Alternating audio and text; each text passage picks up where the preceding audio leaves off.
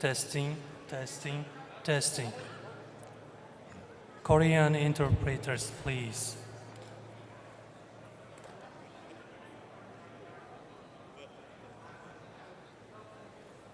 한국말은 있으세요? Testing, testing, testing. Korean, please.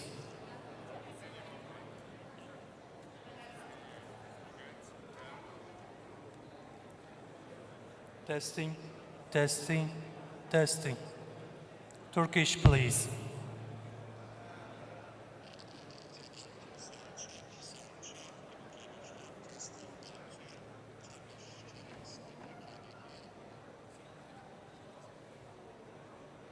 One more time, please.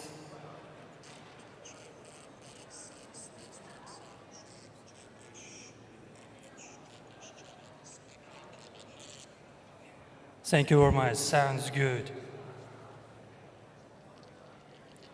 Turkish working.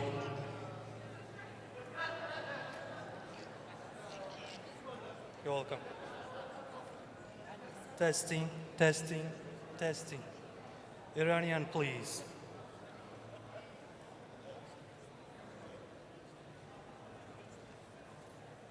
Testing, testing, testing. Farsi, Iranian, please.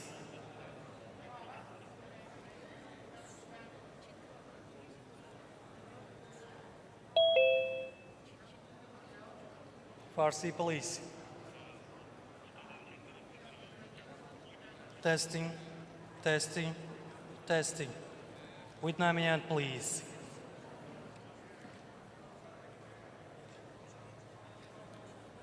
Testing, testing, testing. Vietnamese, please.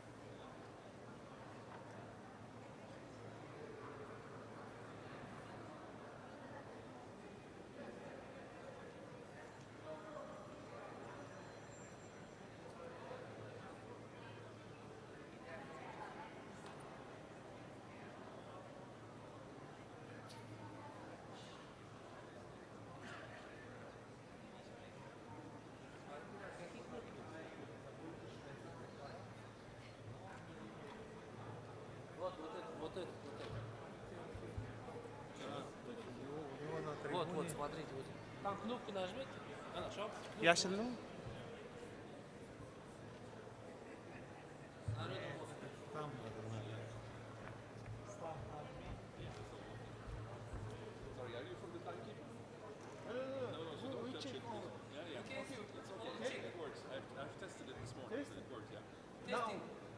Mikrofon ishlayapti mi? Fazil aka.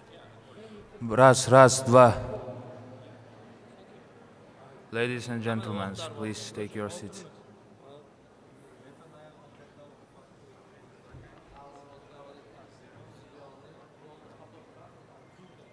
Раз. Раз.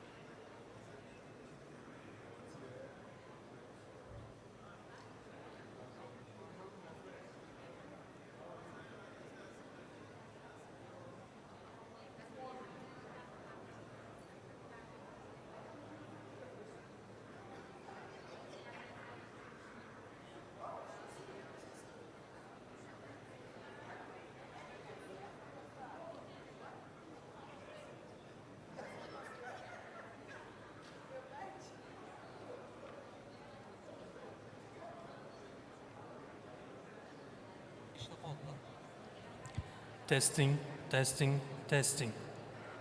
Dear interpreters, could you speak in English, please? This is the English channel. Can you hear the English channel? You hear Testing, English? 1, 2, 3, 4. 1, 2, 3. This is the Thank you English very channel. much. Sounds good. Thank you.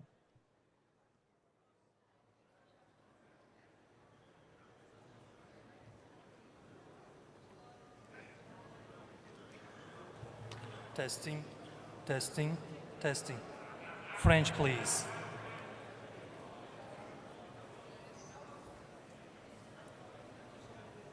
Merci beaucoup. Merci. Works. Thank you very much. Merci. Spanish, please. Hola.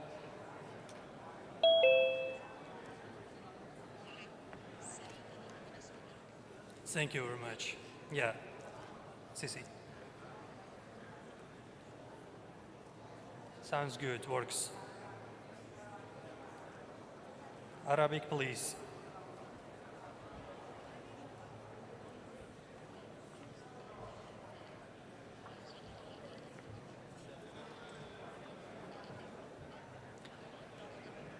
Testing, testing, Arabic. Shukran, shukran. But please speak one of you. Yeah, right now I can hear you, but please speak one of you, not both things. Yeah. Thank you. Testing, testing, testing. Uzbek interpreters.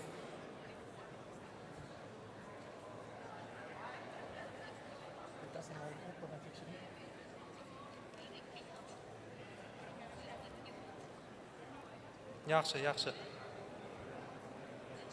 Yaxshi, yaxshi. Hozir yana so'raymiz. Hozir 1 minut. Testing, testing, testing. How about now?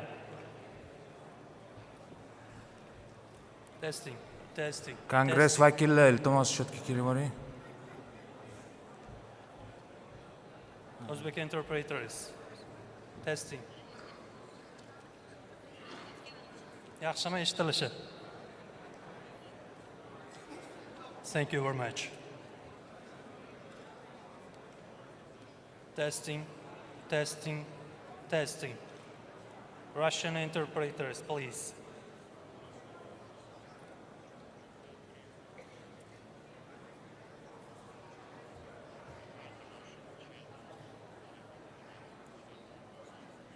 Thank you. Спасибо вам.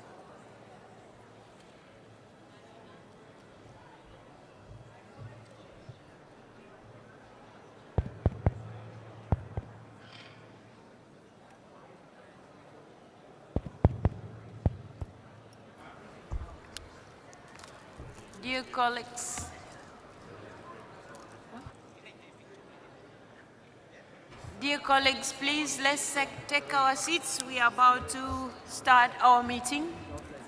Please take your seats.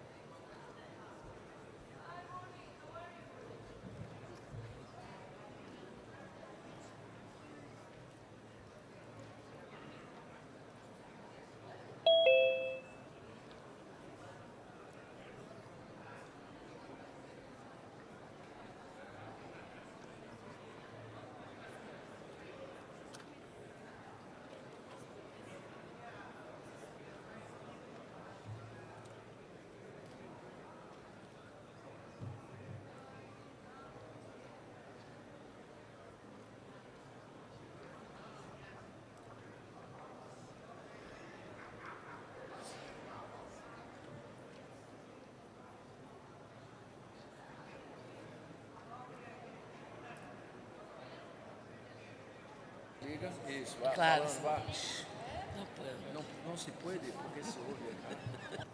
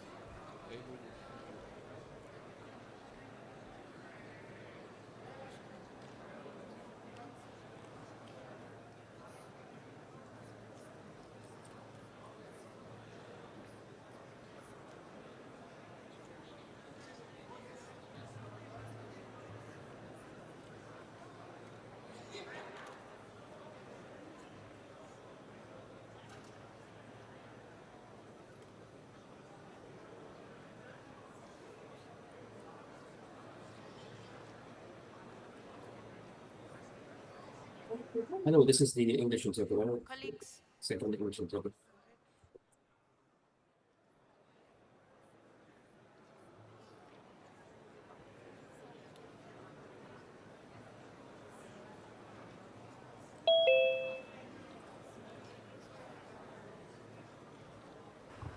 colleagues, before we start, we are going to hear some announcements and then we will begin our governing council. Please go ahead. Hello. Good morning, everyone. We have quick announcement. Attention, please. We have two devices to listen interpretation. So please do not close at the bottom of the device. And here's the instruction behind you. There's the second one, if your language is not one of them. I'm gonna repeat again. Once you are using the device, please do not close. And we have the second device if your language is not this one. Thank you. Thank you so much. Dear colleagues, good morning. Welcome to our Governing Council, our 215th session. Once again, thank you so much for coming to Uzbekistan, to Tashkent. I believe we are going to have a productive one. So let's go to the provisional, no, now it's our agenda. Okay, so we go to the first item, which is referring to the adoption of the agenda.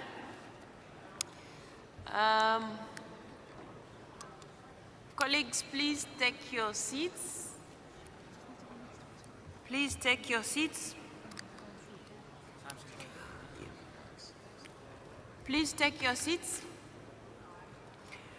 Okay, dear colleagues, it is my great pleasure to see you, members of the Governing Council, again. I hope you are all well, and those of you who have come with your families are all doing well, and I wish you a warm welcome to Tashkent. I would like to take this opportunity to express my gratitude to the authorities, and in particular, President of the Senate, Ms. Tanzila Nabaeva, who is with us this morning, and also the Speaker of the Legislative Chamber, Mr. Nuruddin Ismailov, for the warm welcome extended to all of us participants in this landmark 150th IPU Assembly. Ms. Tanzila, thank you very much for everything you have done, but also Mr. Ismailov, thank you for the cooperation. Our gathering here, dear colleagues, in Central Asia, for the first time in IPU's history, forms an integral part of our mission to bring our organization closer to the people and involve all our member parliaments in the realization of our common objectives, that is the well-being of our population. And as you're all witnesses, the people of Uzbekistan have done just that.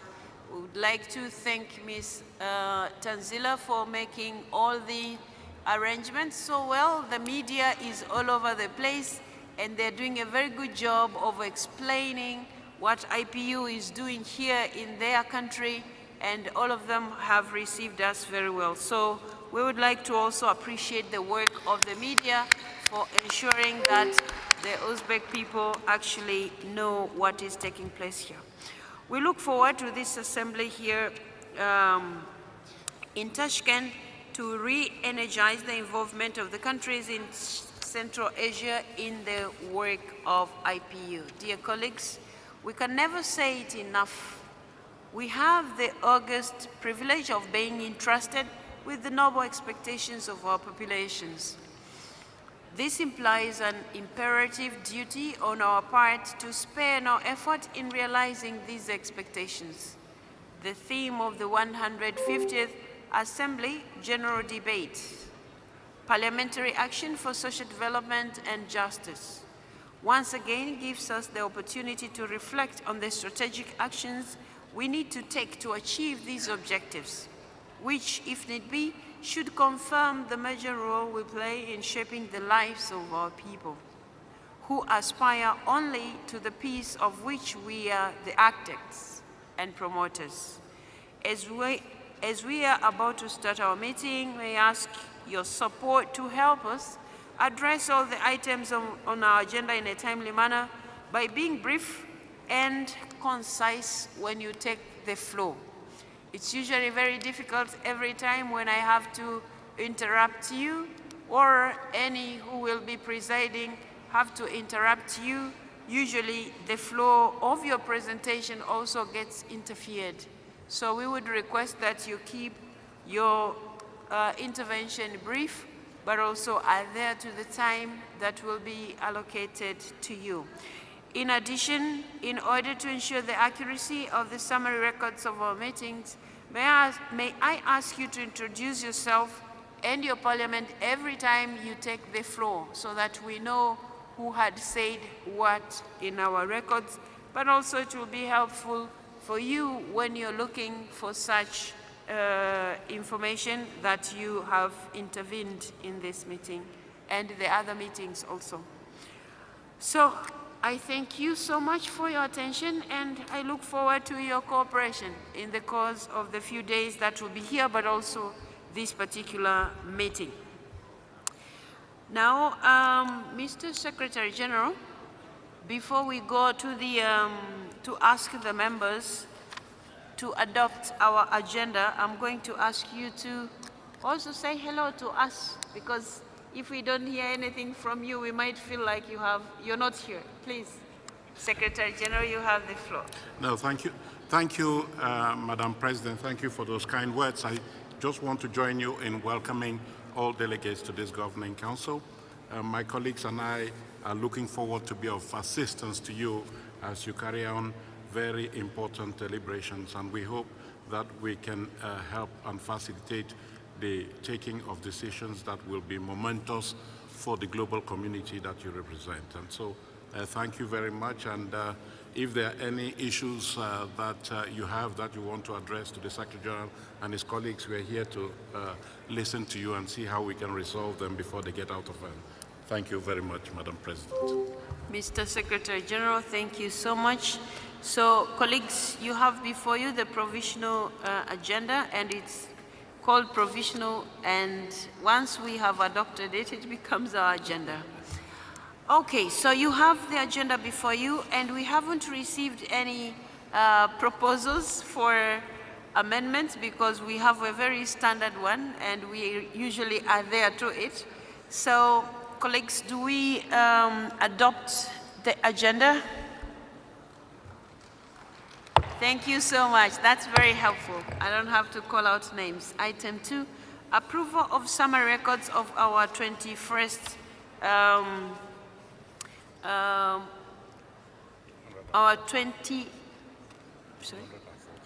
214th session of the Governing Council. So, if you have any editorials, colleagues, we shall receive those through the Secretary General, but these records were circulated to you on 14th of January 2025.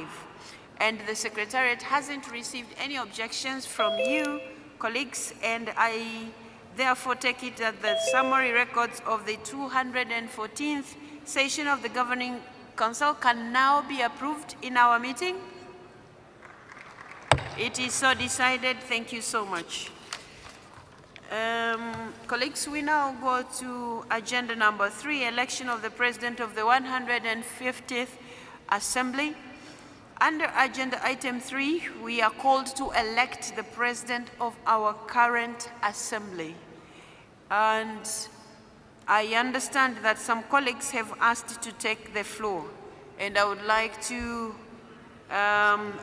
give the floor now to Mr. Yelan Koshanov, Chairman of the Majlis, Kazakhstan. Thank you very much. My name is Aygul Kuspan. I am from the Republic of Kazakhstan. I will speak French. Chers collègues, au nom de la délégation de la République du Kazakhstan, j'ai l'honneur de proposer de nominer la présidente du Sénat de la République de l'Ouzbékistan, Madame Tanzila Narbayeva, Speaker of the comme Senate, présidente Mrs. de la Narbayeva, 150e as Assemblée President de of l'IPU. this 150th Assembly of the IPU.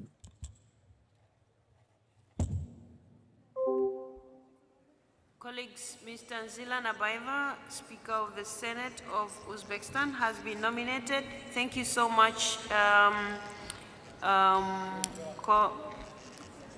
Koshanov, for your proposal. I also recognized Mr. Ali Ozkaya, head of the IPU group from Turkey, to second the proposal. Yes. Sayın Başkan, Esteemed President, distinguished Secretary General, distinguished heads of parliaments, distinguished colleagues, as the Turkish delegation, we give full support to the proposal given by Kazakhstan. The Senate head of Uzbekistan, Tanzila Narbayeva, is nominated as the head of the session, and we do believe her selection will be quite beneficial. Thank you. Thank you so much, Mr. Ali Ozkaya. And colleagues, the proposal has been made and it has been seconded. Do I take it that the Governing Council wishes to elect Speaker Narbayeva as President of the 150th IPU Assembly? Yes. It is so decided. Thank you so much. So let me take this opportunity to congratulate Madam Speaker Narbayeva for this trust that these members of the Governing Council have on you. And on behalf of all of you, dear colleagues, I wish to extend to her our best wishes for a very successful assembly under your leadership. Dear Madam Speaker, may I now welcome you to give a few remarks or few words from your seat, please. Madam Narbayeva.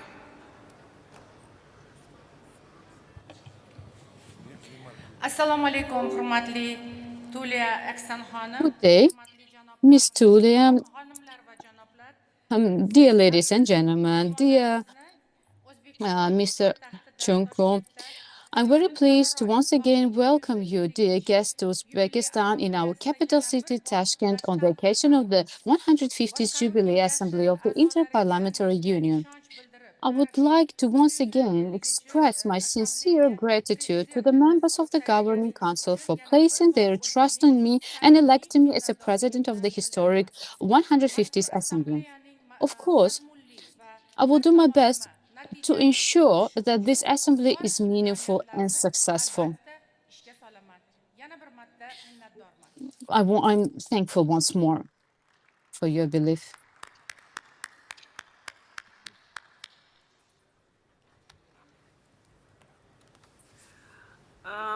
Colleagues, thank you so much, Madam President of the Assembly, for those few words. Colleagues, now we go to item 4, which is the report, which is my report actually, on the what I have done since we last met, and also the activities of the Executive Committee.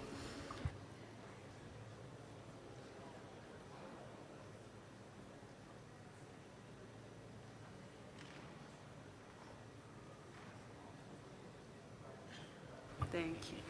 Okay, colleagues, I'm going to give you a brief report of what we have been able, or I have been able to do on your behalf. And of course, I said we have been able because I have always received the support from the Secretary General and his entire team. So colleagues, from the last time that we met, I was able to attend meetings, conferences, and workshops in person and virtually that aimed at strengthening the work of the Inter-Parliamentary Union as a whole.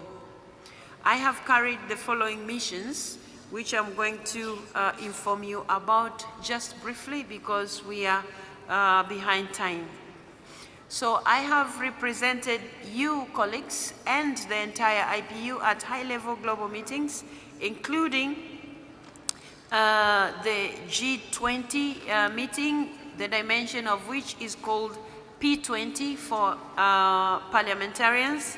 So this was held in Brazil, and I would like in particular to thank our two colleagues in Brazil, Mr. Arthur Cesar Pereira de Lira, President of the House of Deputies, and Mr. Rodrigo Otavio Soares Pacheco, President of the Federal Senate, for hosting me and my colleagues in Brasilia. We were able to discuss issues relating to parliamentary action to combat hunger, poverty, and inequality around the world, to ensure just and inclusive transitions towards sustainable development, and help build a more equitable and representative global governance. This meeting, colleagues, took note of the fact that we are all behind the 2030 global goal of having sustainable development goals implemented. So we had a chance to look at that, and the good thing is IPU was given a lot of prominence, particularly our ambassador Anda. She's not here, but she can hear the claps from wherever she is. She was very instrumental in ensuring this meeting of the P20 came up with an outcome document that was talking about also our stand on the implementation of the SDGs. Colleagues, you were also represented at the Bureau of the East African Speakers of National Legislatures and the East African Legislative Assembly in Nairobi, Kenya. And on this, I would like to thank Speaker Moses Wetangula, the Speaker of the National Assembly of Kenya, for being a good host. There you were represented, and of course, what we stand for at IPU was advanced also amongst the East African speakers and the East Africa Legislative Assembly. Colleagues, you were also represented at the climate action related meeting, particularly the one that was held in Baku, Azerbaijan from 16th to 17th November 2024. And I would like in particular to pay tribute to our speaker from Azerbaijan. I don't know if she's already here, but she was a very wonderful host as well to the entire IPU. During this meeting, colleagues, Honorable Saiba did a very good job, and it was very well attended in Baku.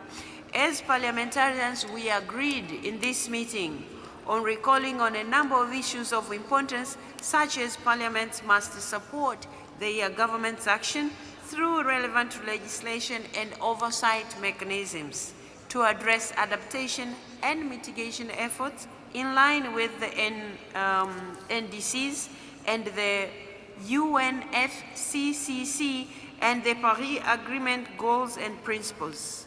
So that commitment was made in Azerbaijan, and Azerbaijan once again demonstrated its commitment to climate solutions and setting a high standard for global cooperation climate action. And so, colleagues, you were also represented there.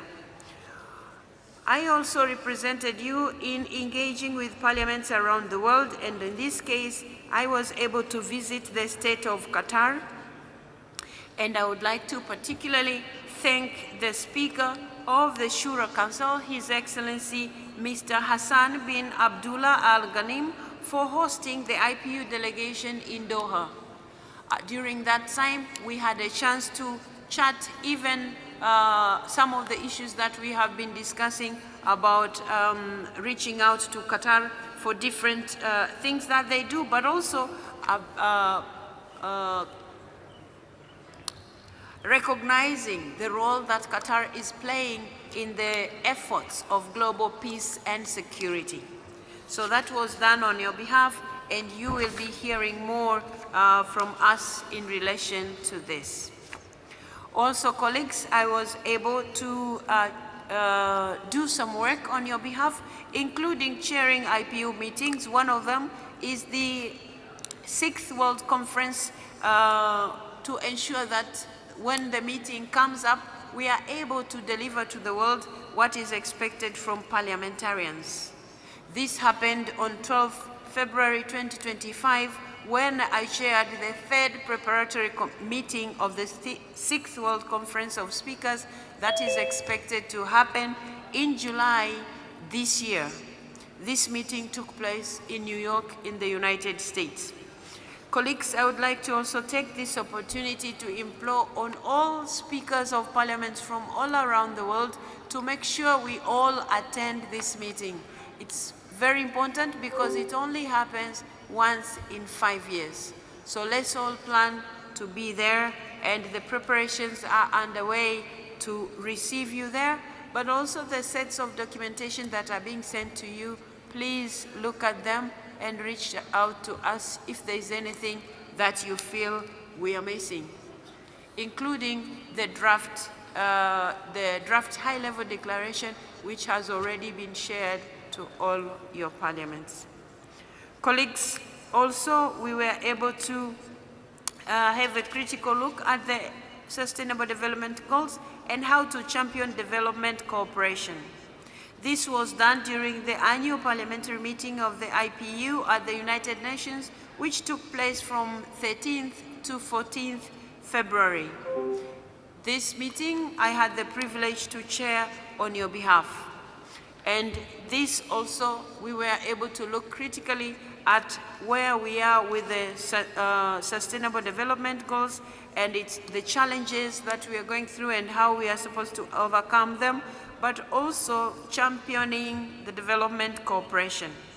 The meeting focused on SDGs, of which is the world's most important global commitment against poverty, inequality, peace, and environmental sustainability. As we are all aware that the IPU and the UN system has joined hands and forces to support the implementation of the SDGs since the very beginning in 2015. The meeting took a close look at 3 key factors contributing to the disappointing performance and dedicated ourselves to working harder for the SDGs. These were the politics that keep distracting us from the most important task that we have. Secondly, the institutional setup that is too many places was neglected or left incomplete. In this case, we were able to learn that some countries have decided to choose some of the SDGs and pursue them, leaving the other SDGs behind. But we also focused, thirdly, on financing of the SDGs. And we were able to inform our colleagues when we met there that if we have been able to mobilize funds during COVID, a lot of funds, we can't fail now to mobilize funds for the implementation of the SDGs. The same way we dealt with the pandemic, in which case we knew where the challenges are and how we can get the money to get out of that pandemic. We can equally consider the SDGs as important as the health of the people, in the sense that we have to make sure all of them are implemented. Colleagues, advancing gender equality. Here I was able to attend the IPU, United Nations Women Parliamentary Meeting at the 69th session of the Commission on the Status of Women in New York, USA. The meeting aimed on parliaments and Beijing plus 30. And on this meeting, we were able to discuss how we can resist the backlash and shifting paradigm towards gender equality. And we acknowledged, of course, the pivotal role of Parliament in implementation of the historic milestone 30 years since the Beijing Declaration and Platform for Action. And on this case, I would like to applaud our Secretary General and his entire team, and of course, you colleagues, for providing information to the IPU, which has assisted the IPU to come up with a map showing how far we have gone in our different regions of the world, but also in our respective parliaments, how far have we gone with gender equality agenda. And on this one, I'm going to request you that we all provide report as when the IPU Secretariat reaches your parliament, please make sure that your parliament responds to those questions. They are important for us to keep updating the map that was inaugurated in the, when we met in March in New York. Colleagues, also on, from 13th to 17th March 2025, I participated in the historic IPU's first Global Conference of Women Parliamentarians in Mexico City. Some of you were there, some of you weren't, but let me inform you that this meeting was a great success by the number of women parliamentarians who attended, but also by the sheer support from the President of Mexico. And here I would like to commend our President for the Bureau of Women Parliamentarians, Cynthia Lopez Castro. She did a good job. She worked very hard to make sure this conference comes to fruition. And there we were able to converse on the issues that relate to women and how we can make sure women who are in politics stay there, but at the same time assist those who are outside and are worried of the challenges, how they can actually join us.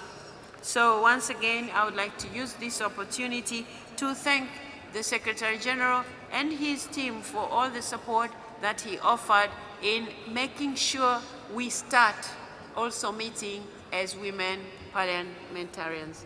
Mr. Secretary General, thank you very much. And that said, I have thanked Cynthia here, but we also had the huge support from the President of the Senate of Mexico, Mr. Geraldo Fernandez Noronha. But also we had the support of the President of Chamber of Deputies, Honorable Ricardo Monreal of the Mexican Chamber of Deputies. They did a good job by offering their services to Cynthia, but also the President of Mexico for offering the finances through the Senate. Colleagues, you were also represented when I attended from 18th to 21st March 2025. I attended the Conference of Speakers of the Council of Europe in Strasbourg, France. And on this, I would like to thank also our host in France. They were very kind to us. Colleagues, the European peers, I met the European peers to discuss safeguarding democracy and guaranteeing freedom of expression in times of polarization and uncertainty. I was able to reiterate IPU's appreciation for a great collaboration with the European Parliament, particularly at the World Trade Organization, that exemplifies how parliamentary diplomacy and transparency how we both can enhance, transparency and promote inclusive global trade. There we were able to also converse on the issues that relate to freedom of expression, yes, but some of those rights, when they are exercised, they impact on the participation of women in politics. And there, specifically, there was a discussion about the one speaker who, instead of people in her country focusing on how she's delivering, how she's capable of doing her job, they concentrated on discussing on the color of her shoes. So that was part of it. So since the color of her shoes that were being discussed is red, I decided today to wear a red suit so that you can know how to draw the point home. I would prefer people discuss how I am leading the meeting and not the suit that I'm putting on today. Thank you. Thank you. Colleagues, virtual participation. On 3rd March 2025, I chaired an online meeting of the Executive Committee, a meeting that will further be reported in this meeting that we are having now. This was also done in terms of, I shared a message of solidarity to the Eurasia Women Conference that took place in St. Petersburg. I understand the speaker from Russia is around. I don't know if she's in this room, but the meeting was a great success, and I would like to commend her for being a good host, much as I wasn't able to attend physically. In summary, colleagues, I was officially invited to the conferences and meetings in 8 countries for a strong purpose of fostering core principles of the Inter-Parliamentary Union in my mandate as the president of IPU. I also had an opportunity to meet different leadership that contributed to the good work of IPU. So, colleagues, that is what I was able to do on your behalf, and I hope to keep doing this, and I hope to keep visiting more countries for different roles as they come. Having said that, I thank you for listening to this brief report. Colleagues, thank you, thank you. Colleagues, I'm also supposed to report on the activities of the Executive Committee. But today I'm going to ask the Secretary General to do that on my behalf. Mr. Secretary General, you have the floor. Thank you very much, Madam President. I'm going to lend my voice to you as you present the outcome of the deliberations of the Executive Committee. Madam President, dear colleagues, participants in this meeting, since our last assembly, the Executive Committee has been very busy. In fact, it has held 4 meetings on the 12th of December 2024 online, the 3rd of March 2025 online, and 3 and 4 April 2025 here in Tashkent, respectively. Many of the subjects we discussed are covered by corresponding items on the Council's agenda. We shall therefore report on those matters as we reach the relevant items. In the meantime, let me brief you on the following. In line with the strategy to strengthen the support to the IPU's bodies, the Executive Committee had a discussion with the President of the Committee on the Human Rights of Parliamentarians. The exchange helped the Executive Committee to better understand the functioning of that committee. With a view to promoting its work, the Executive Committee encouraged the committee to make the necessary arrangements to ensure that every geopolitical group of the IPU is represented on the committee. In this regard, the Executive Committee endorsed a proposed amendment to the committee's rules, which would change its composition to add 2 additional members to the current 10 and distribute the membership among the geopolitical groups based on the same formula as used for the composition of the Executive Committee, that is, African and 12+ groups 3 members each, Asia Pacific and GRULAC, 2 members each, Eurasia and Arab groups, 1 member each. The addition of 2 members will have a financial implication amounting to around 10,000 Swiss francs, which can be covered by the core budget of the IPU. The Executive Committee recommended that the Committee on the Human Rights of Parliamentarians address both the Executive Committee and the geopolitical groups more frequently, including through the joint meeting of the chairs of the geopolitical groups and the presidents of the IPU bodies in the context of IPU assemblies. The Executive Committee pleaded in favor of increased support by the IPU membership for parliamentary solidarity, which is considered an important tool to help the Committee on the Human Rights of Parliamentarians to resolve the growing number of cases under review. The Executive Committee also met to launch the selection process for a new IPU Secretary General upon the retirement of the incumbent in June 2026.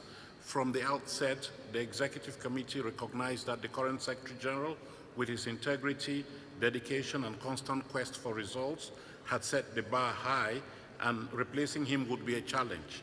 The Executive Committee took note of the various arrangements of this process, which include the publication of the vacancy notice on the IPU website on the 1st of April 2025, which corresponds to the start of the 15th month long process foreseen by the statutes and rules. Setting 1 August as the deadline to submit applications, in September 2025, the current Director of Support Services, acting as registrar and point of contact for all inquiries from candidates, will examine, together with the President of the IPU, the applications received to ensure that candidates meet the mandatory requirements. In early October 2025, the President and Vice President of the IPU will draw up a list of the 20 best candidates. On the basis of that list, the members of the Executive Committee will vote to select their top 5 candidates. In December 2025, the Registrar will collate the votes of the Executive Committee to establish a final shortlist of 5 candidates who will be interviewed by the Executive Committee immediately prior to the 152nd IPU Assembly in Geneva. That would be in March, April 2026. The Executive Committee will then submit at least 2 candidates for an election by the Governing Council on that occasion.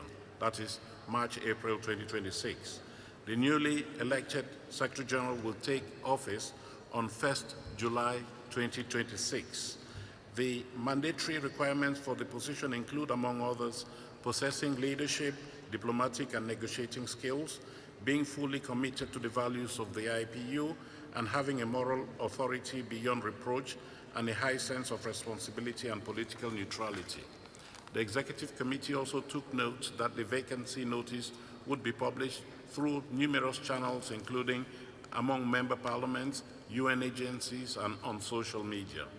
By the same token, the Executive Committee was assured that an outside agency will assist the registrar during the selection process. The Executive Committee took note of the IPU communications strategy and congratulated the communications team on its good work. Members encouraged the team to explore ways of engaging more with younger audiences through lighter social media content on social media.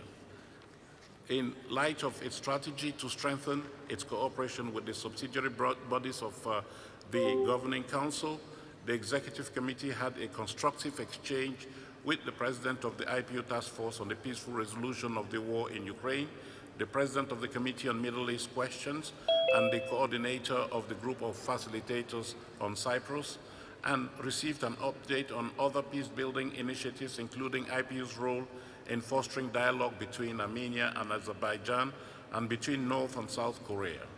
The committee took note of the useful information received and encouraged those bodies to further consider defining their expected deliverables and engaging in regular field visits. Such an approach should allow the members to get a clearer picture of the situation on the ground and fulfill their mandate efficiently. The Executive Committee also believed regular reporting by these bodies is part of this approach. By the same token, the Executive Committee welcomed the suggestion of the Secretary General for terms of reference to be drafted for these bodies to clearly define their expected deliverables and a clear mandate in each case. The Executive Committee examined and approved the proposal for a revised version of the administrative arrangements for the office of the IPU President. The Executive Committee took note that these administrative arrangements will be reviewed from time to time. The Executive Committee reviewed and took note of the preliminary draft UN General Assembly resolution on interaction between the United Nations national parliaments and the Inter-Parliamentary Union. The Executive Committee seized this opportunity to encourage member parliaments to strengthen further their interaction with the United Nations. In addition, they are strongly encouraged to coordinate with their country's authorities to ensure that their permanent representatives in New York sponsor the resolution in large numbers. The Executive Committee received an update on the arrangements for the award of the 2025 Kremer-Passy Prize. It encouraged members to submit their candidatures through the geopolitical groups for MPs with an unrivaled track record on gender equality, the priority theme for 2025, by the deadline of 30th June 2025. The Executive Committee also received an update on the work of the Working Group on Transparency, Accountability and Openness, chaired by Dr. Ali Al-Noemi from the United Arab Emirates.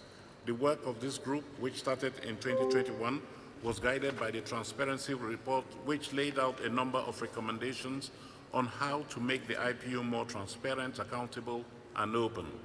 I'm happy to announce that based on the latest report from its members, all the recommendations of the Transparency Report have now been implemented.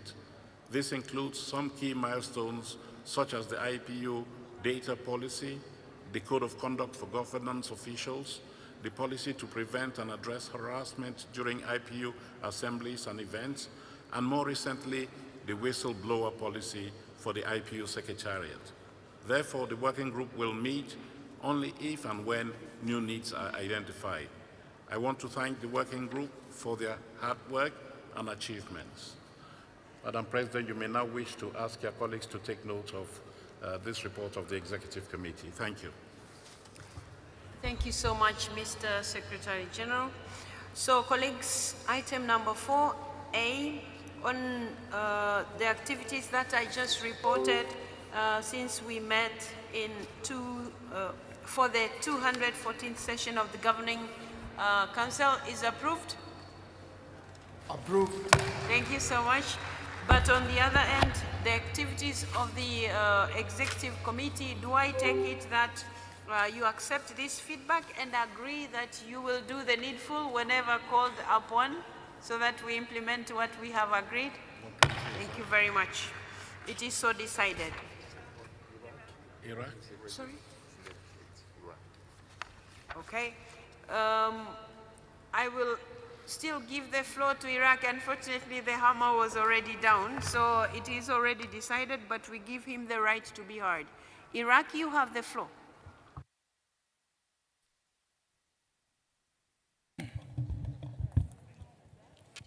You speak from your seat, Iraq. بإمكانك أن تتناول الكلمة.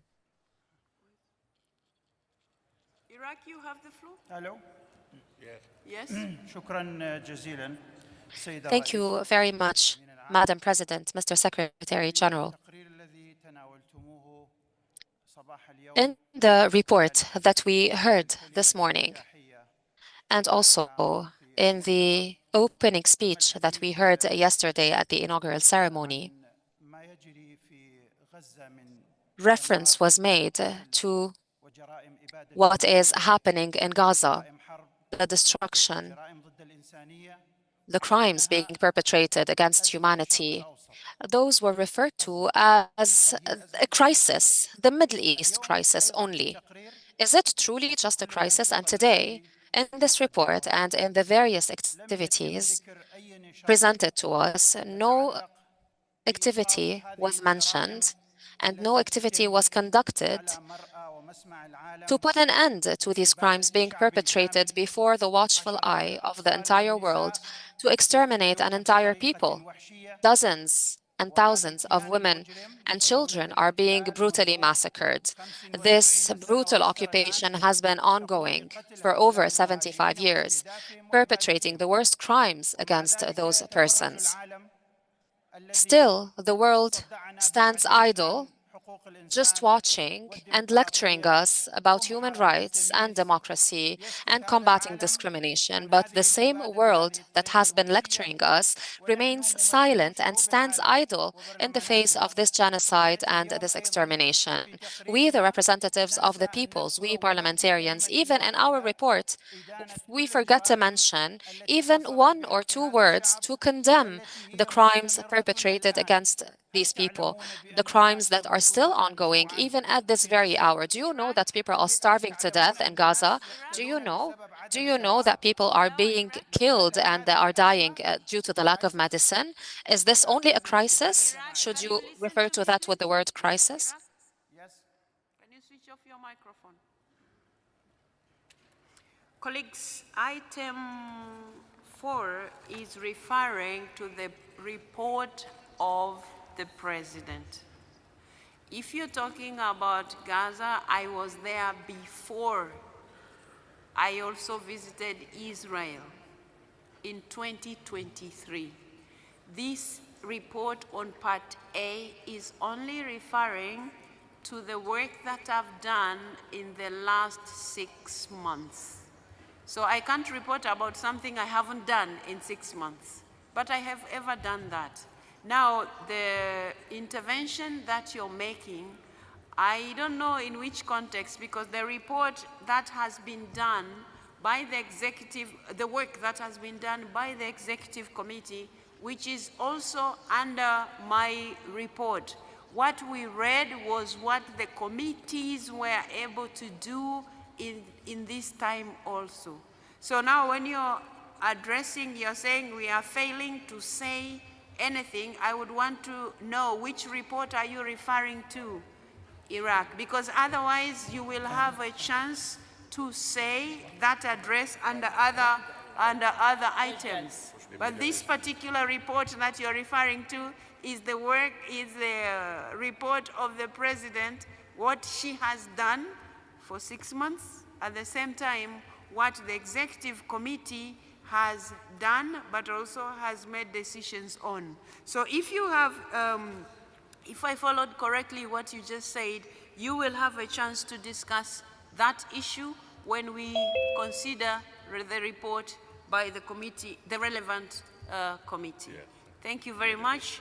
Colleagues, I had already banged the hammer, but I still said I should give him a chance. So, Iraq, you will be given a chance to address the bodies when that time comes. That said, colleagues, we go to item 5. And item 5 is the presentation by the Secretary General of the IPU Impact Report for 2024. Mr. Secretary General, you have the floor. Thank you very much, Madam President. I will try to be very concise.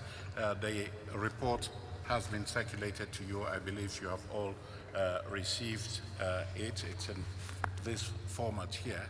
It's available online and also in hard copy. A few hard copies are available because we're trying to reduce consumption of paper in the interest of fighting climate change. I just want to preface my presentation by saying that this is a report that in recent years has striven to focus more on impact and results than on activities actually carried out. So if you are going through this report and you think that you're going to find details on specific activities that have been carried out, maybe you will be disappointed. We want to show how your organization, you are performing, what you are achieving against the strategic objectives that you have designed and assigned to yourself. So you will see in this report that we do provide an update on what has been achieved by the IPU against each of the strategic objectives of the current strategy that covers 2022 to 2026. And you will have heard from the President's report that whatever she has done over the past 6 months has been consistent with that strategy.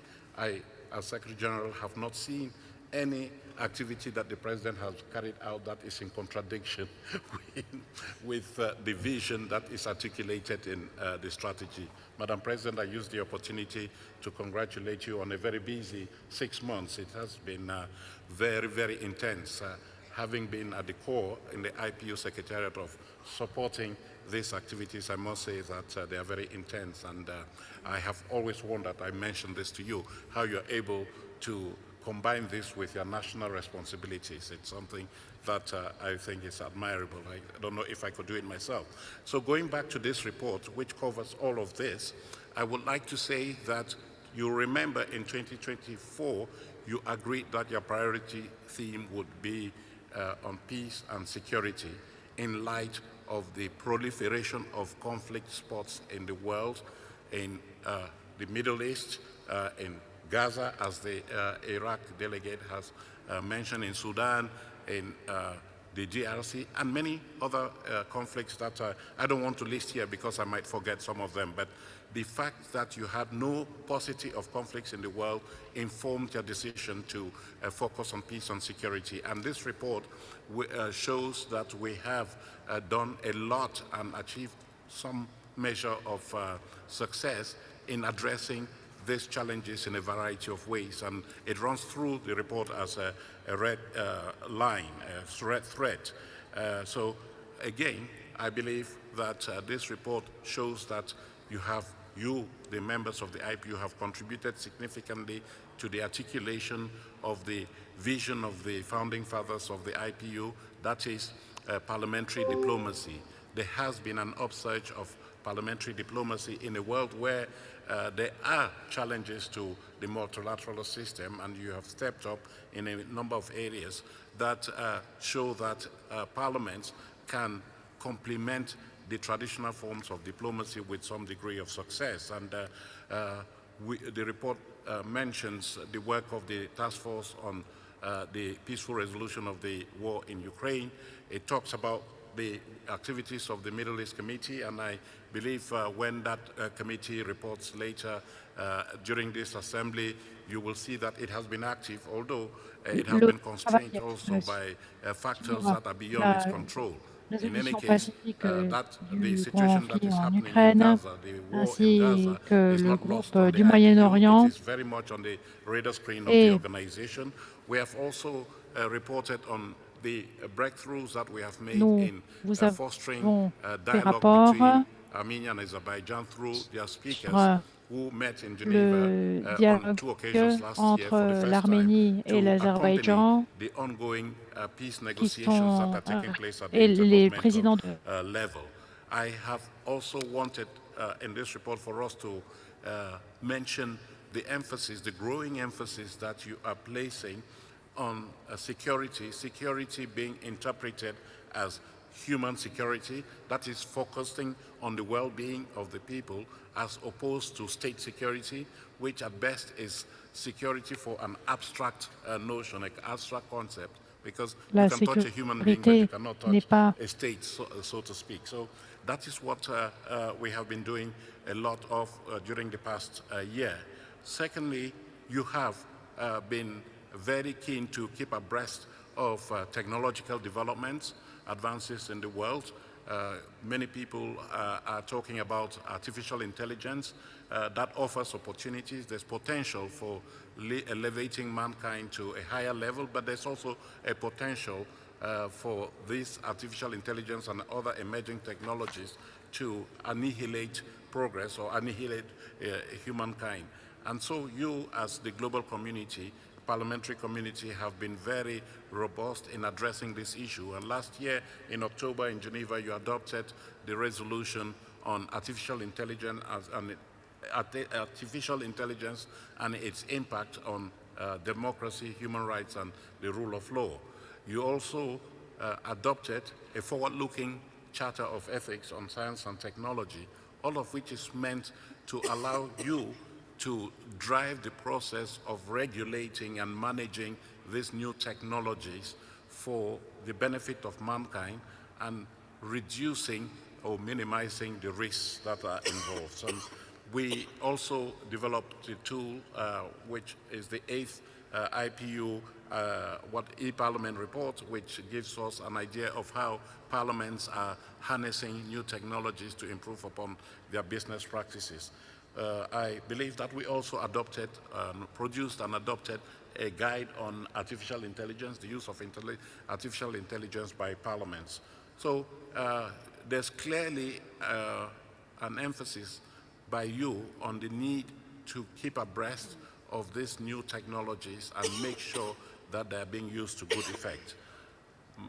Madam President, you and your colleagues have also been very robust in addressing the issue of climate change because you have identified it as the priority for the organization. It was the #1 priority.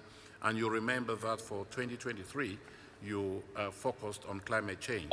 And you actually designed and adopted a campaign to step up parliamentary contribution to climate change. This, when you adopted security, peace and security for 2024, you were very clear that you were not abandoning climate change.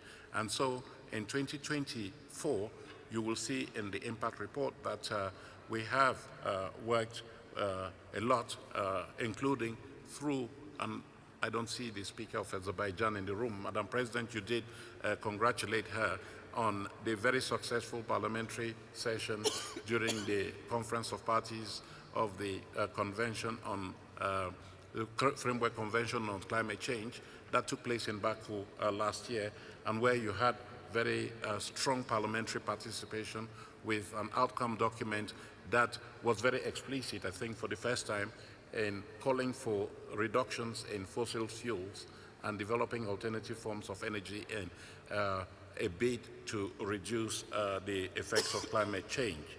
We also, and that is what we always say, we say parliaments have a strong role to play in various areas, including climate change, but we do not always look at what it is that parliaments are struggling with.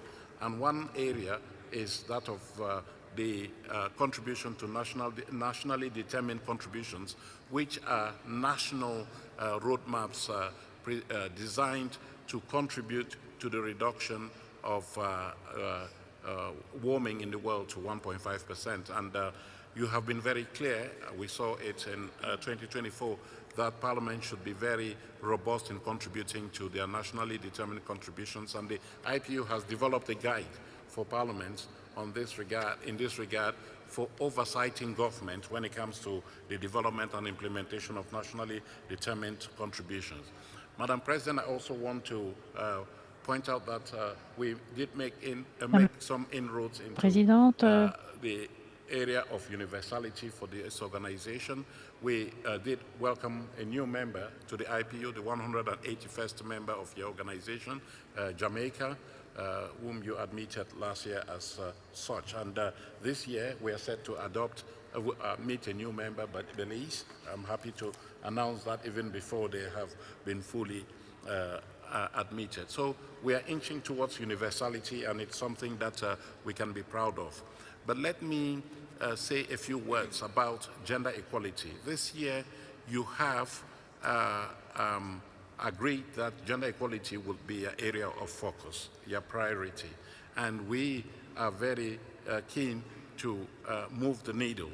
And this is against the backlash that we are witnessing in 2024.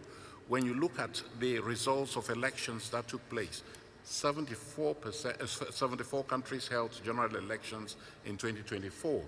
And women's political representation in parliament increased by just 0.3 percentage points. So there's evidence that there is a stalling of progress when it comes to women's parliamentary representation. We have also seen the emergence and growth of an anti-rights movement, especially in 2024, people who are resisting any efforts to improve upon gender equality and promote women's rights. And I think that we are very glad that you have agreed that 2025 should be the year of gender equality, because it's time for you to step up the game. It's time for you as the global parliamentary community to push back on pushback. Madam President, I know my colleague is sitting here waiting to pass some slides on there on the screen, but I don't know if we should do that very quickly, but just to satisfy her. But this is the gist of the report that we are pleased to present, which I must say is not the Secretary General's report. It is the IPU's report. It is an update of what you've been able to achieve in 2024. That first slide just gives you an idea of the scope of the activities that you did carry out in 2024. Then you go on to the next slide, and there I just single the next slide on, I think it's human rights, Harry? Yes.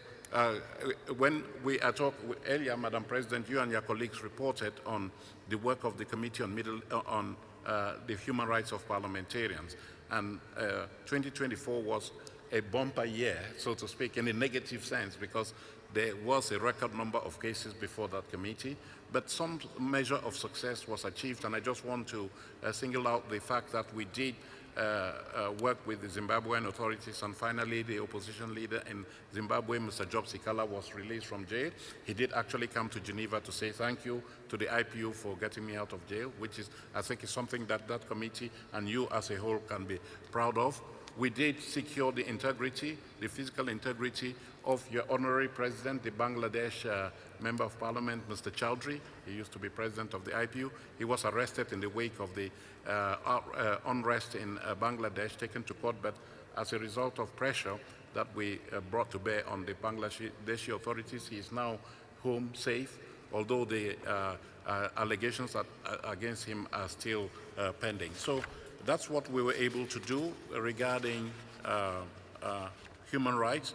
We have been very busy in the area of supporting parliaments. Again, as we said, parliaments have a role to play, but we need to support them. That's the responsibility of the IPU, and this report gives you an idea of what we have done, especially with those countries that are in a crisis situation in West Africa, Mali, Burkina Faso, Niger to a certain extent, Gabon, and which other one?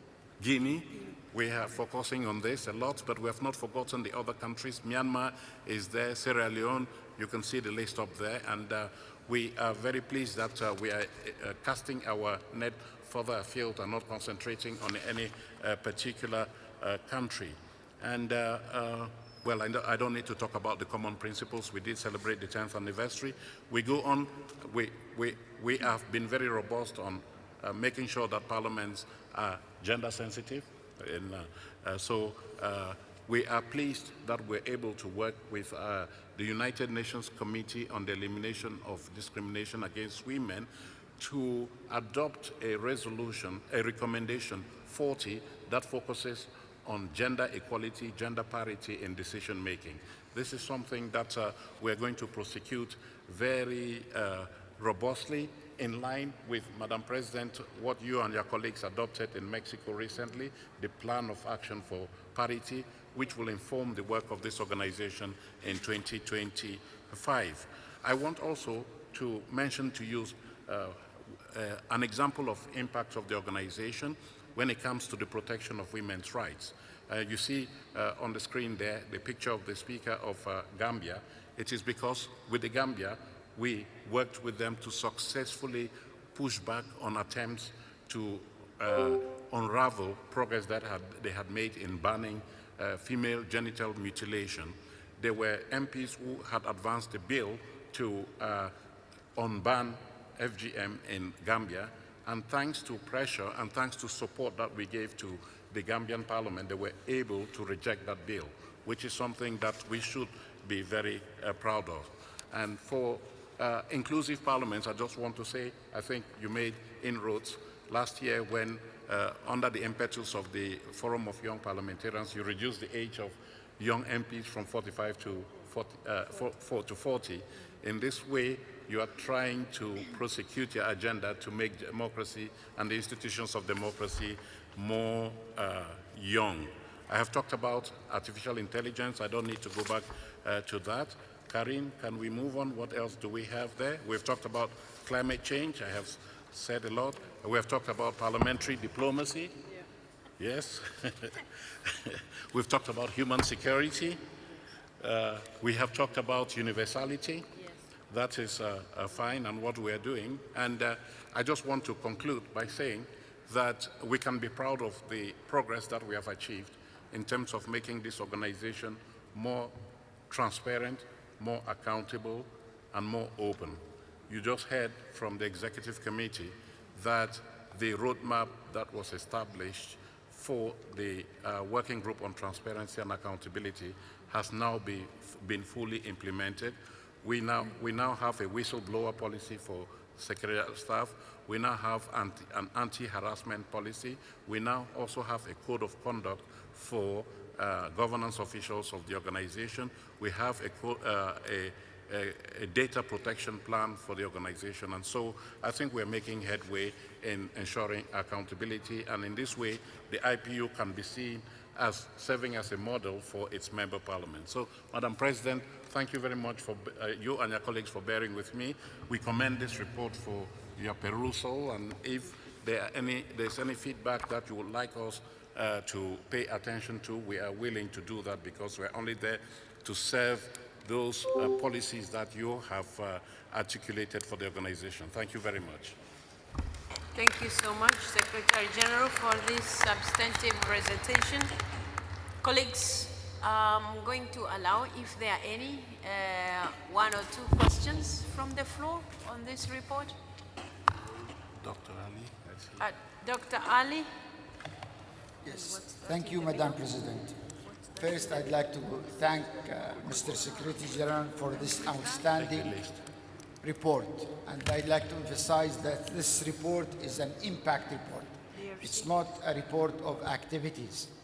And this is where I urge all members who are attending the 150th Assembly to read this report and to take it back also to their parliament and make sure that everyone working in parliament understand this report, read this report, because it showed the added value that the IPU are bringing to us as member of parliament, to our parliament, to the culture of democracy, where we are promoting the engagement and the investment of all nations in parliamentarian diplomacy. So it's very important to understand that this is an impact report. We need it. We need our colleague to read it, to understand it.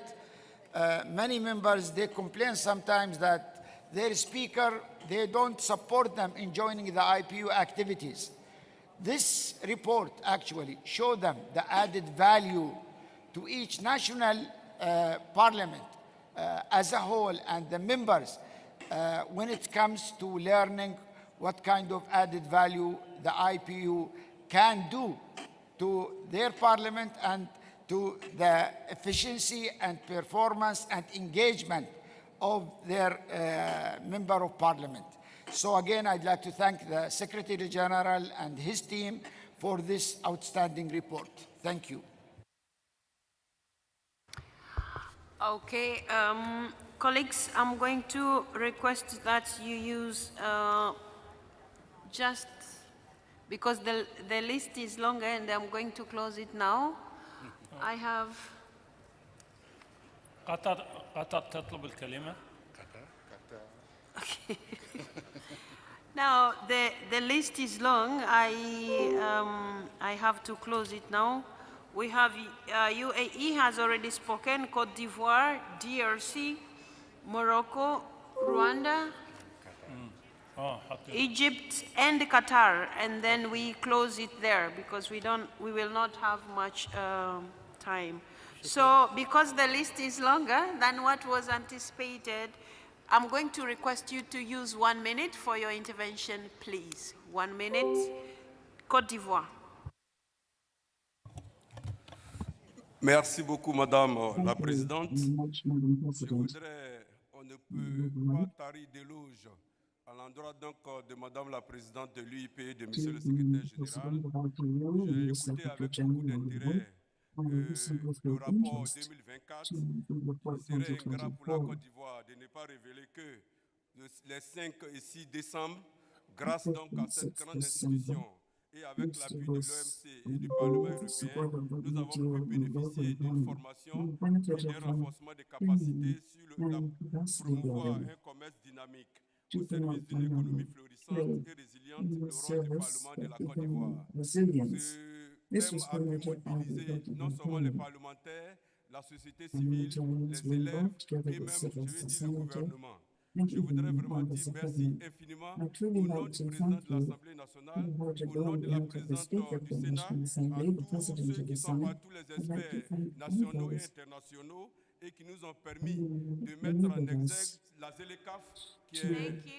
Madame la Présidente, je voulais en perspective demander qu'il nous appuie dans le cadre de la formation d'une autre formation sur les droits de l'enfance. Et je voudrais vous dire merci pour ce travail. Thank you. Colleagues, I'm going to, on behalf of the Secretary General, I'm going to receive all the compliments so that we keep to the 1 minute. The compliments are already received by the report of the Secretary General and of the IPU. So go straight to the point, DRC, 1 minute.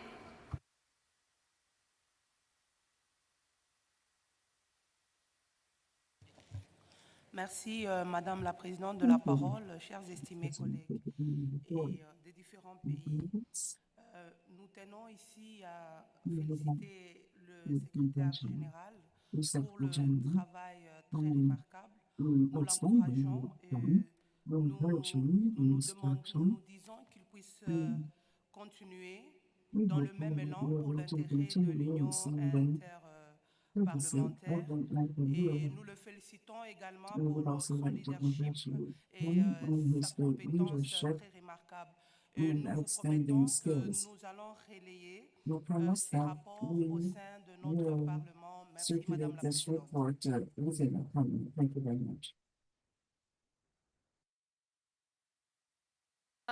I'm going to ask it's either the interpreters or these gadgets. It's going to be very difficult to preside when I don't hear, so that I don't want to start saying now, somebody, I haven't heard your point, or I am unable to cut somebody off maybe in accordance to our rules, and then another one I understand, I cut them off, then there will be allegations here of double standards. Please assist us, ensure that the gadgets are working. Please, the IT guys and the interpreters as well, please. Yeah, Morocco. شكرا سيدتي. كلمة الوفد المغربي هذا الصباح ليست موجهة حصريا إلى تقرير هذا الصباح، ولكنها موجهة إلى السيد الأمين العام مارتن شونغ. يسعدنا في الوفد المغربي في وفد البرلمان المغربي أن نقدم لكم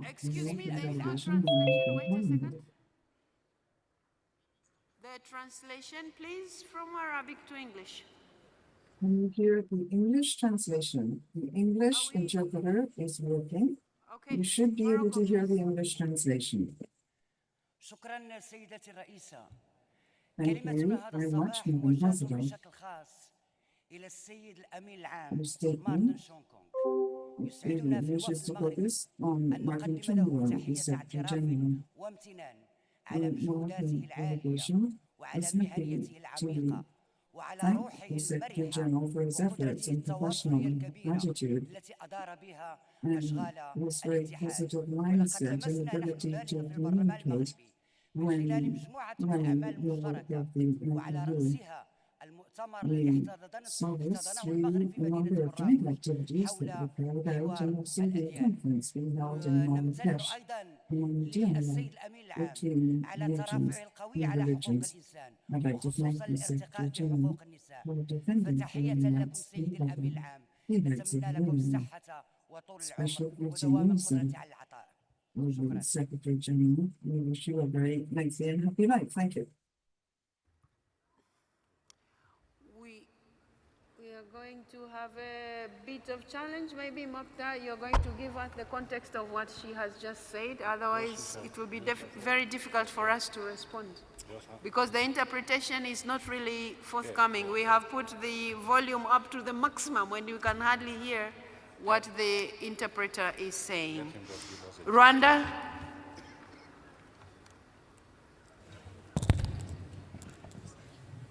Thank you very much, Your Excellencies.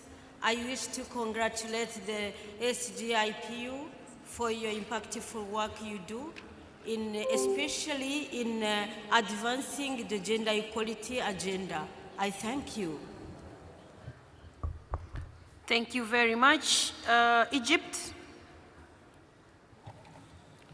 شكرا سيادة الرئيس على إعطاء الكلمة. أود التعبير عن خالص الشكر Thank you very much for giving me the floor. I would like على ما بذله من جهد رائع أثناء فترة توليه to الأمانة العامة thank Martin Chamberlain for his work كما تحدث بعض زملائي مثل ever since he became Secretary General. IPU. أشكره شكرا جزيلا ومقياس نجاح He is a real added value for this organization. Thank you very much for everything you do, and thank you for your official work, in addition to the excellent personal relationships you have with the various parliaments and parliamentarians. عمله باحترافية وبمرونة كافية فشكرا جزيلا على ما قدمه وأتمنى له النجاح والتوفيق. Presence is always greatly appreciated. He has a very sophisticated way of relating to different people. Please try to put your microphone in a way that we can hear you. The voice is very, very low. The translator of Arab to English, put your microphone in a way that we can hear you. Thank you very much. Qatar. سعادة الدكتورة توليا، أتمنى أن تكون الترجمة تصل إليكم. أنا لدي نقطة إجرائية. Would like to say that I have a motion to table. We are tabling this motion, Madam President, because some people seem to be creating obstacles to the orderly conduct of business here. I believe that it's very important for us to be able to communicate visually with all those concerned. The Honorable Speaker of Qatar shall I take it from here? that there is an important procedure point. The Shura Council of Qatar, where he's sitting, he cannot see the podium, he cannot see the presidency of this meeting. The Speaker of Shura, the Qatari Shura Council, is asking, please, to empty the space in order for members and delegations to see the podium. Thank you very much. Okay, the media on this side, please move in the middle, because it's more, I think if you squeeze yourself in the middle, everybody can see. The media that is on my right-hand side, please move in the middle. Hello, you're on phone, media person. Please move to the middle, because the people behind you, they can't see the proceedings well. Okay. Thank you very much. I've been informed, colleagues, that when I said we will end with Qatar, India and Gambia, they had also raised their placards, but we didn't see them. So, India, 1 minute.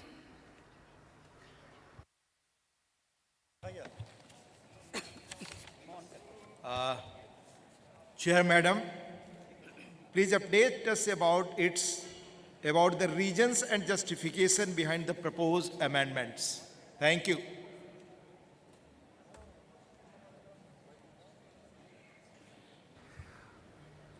Sorry, come back again, the proposed amendments? No, I think I think India has given its name on the 7th issues. You said, I think we are discussing on 5th. We have given our name on 7th agenda. We haven't, okay, sorry, we are still 7th on and the, 8th, yes. we are still on the impact report of the Secretary General. Yes, yes. Okay. So our name is there for 7th and 8th proposed agenda. Okay. So, the Gambia, please. Thank you very much, Madam President, and thank you very much to the Secretary General of IPU. I just want to thank, on behalf of the Gambian Parliament, for mentioning us to be part of the impact report, and then a very big thank you for supporting the Parliament of the Gambia with regards to the FGM support to make sure that we did not pass the bill. Thank you. Thank you very much. Colleagues, I'm going to give the Secretary General 1 minute to respond. No, Madam President, you and I were having difficulties understanding the translations so as to get a better gist of what was said. But the bit ahead was what I wanted to hear, right? The congratulations and thanks. And so I just want to respond and say thank you very much for your appreciation. And of course, this is a source of encouragement for us to serve you better. As I said, this is not the Secretary General's report of his activities, it's the report on the work that you have done, the impact that you have made on this world, and we're just reflecting this in a report to encourage you. And I did agree with Dr. Ali that we should take this report to our countries, to your countries, and make sure that your colleagues know about it, that you are here, you are doing great work, and please continue to do that great work, and we're there to support you. My colleagues and I are there to support you to the best of our abilities. Thank you, Madam President. Thank you so much. So, Mr. Secretary General, I just asked Mr. Mokhtar, and he said the intervention by Morocco and the intervention by Egypt were all meant to congratulate you and the Secretariat for the continuation of the good work of the IPU and all the efforts that you're putting into that. Thank you very much, colleagues.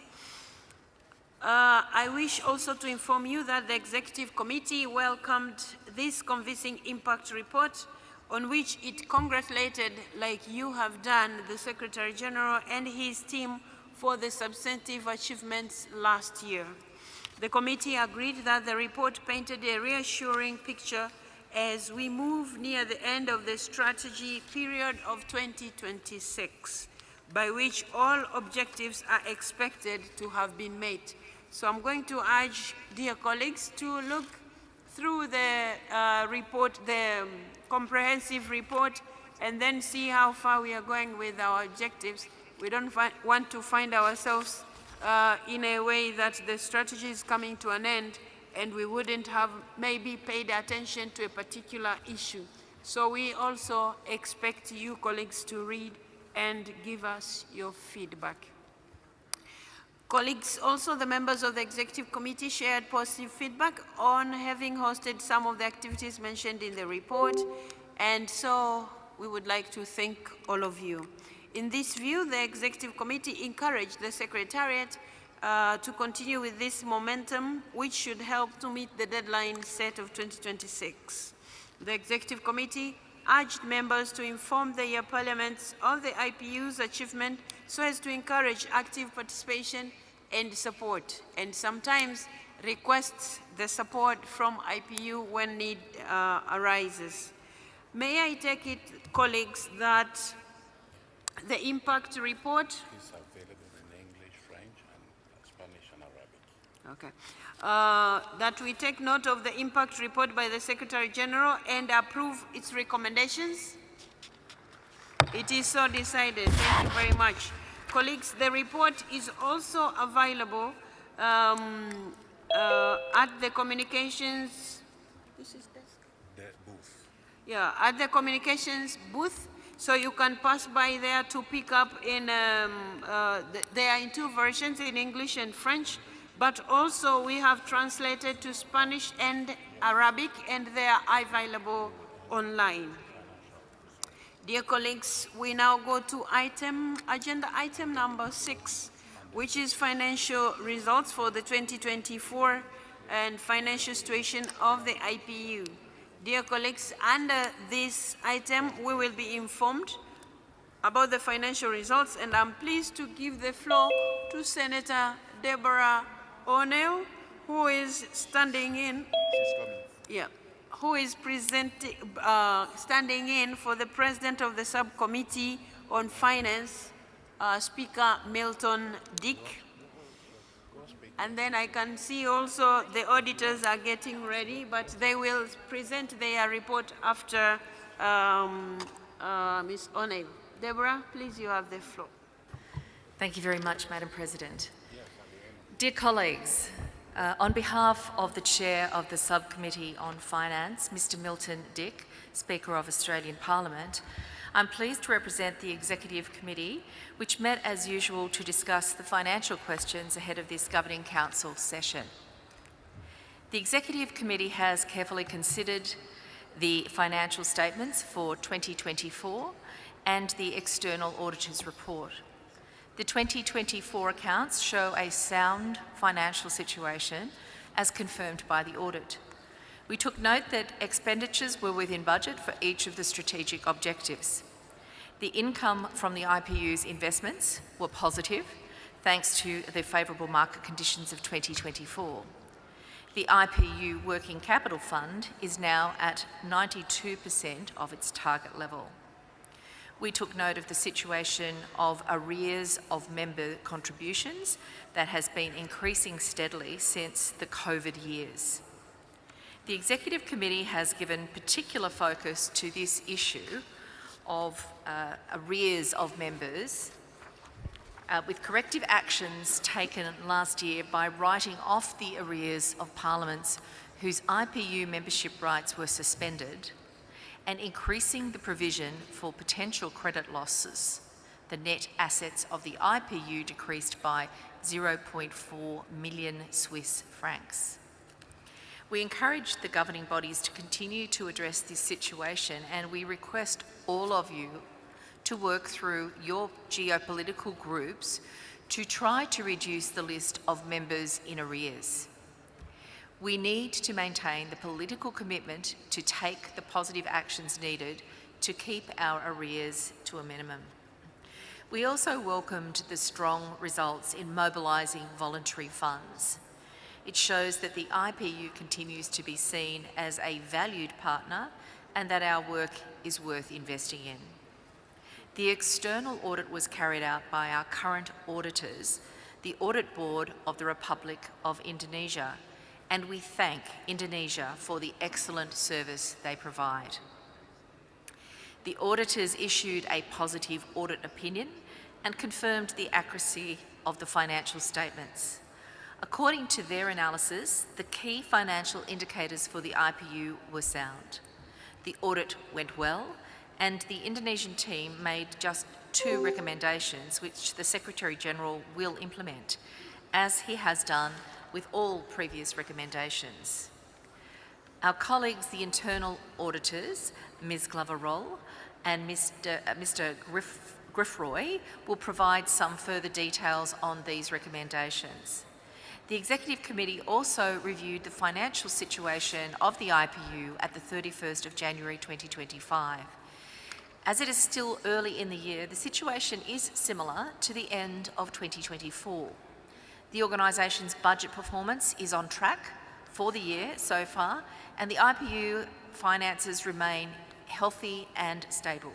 The list of members in arrears has slightly reduced since the end of 2024, but it's still in need of our close attention this year. In conclusion, based on our work, the Executive Committee therefore recommends that the Governing Council approve the Secretary-General's financial administration of the Inter-Parliamentary Union and the financial results for 2024. Thank you, Madam President. Thank you so much, Ms. O'Neill.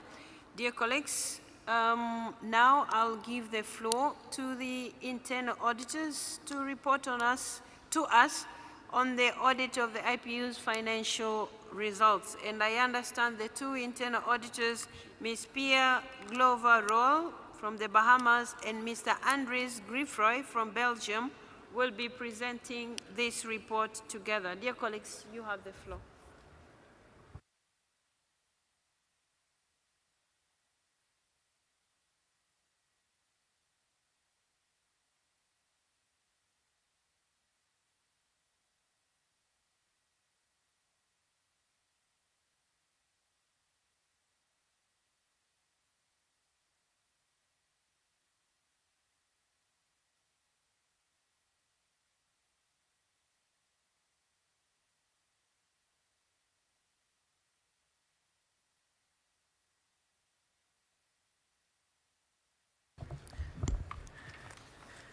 Thank you, Madam Chair.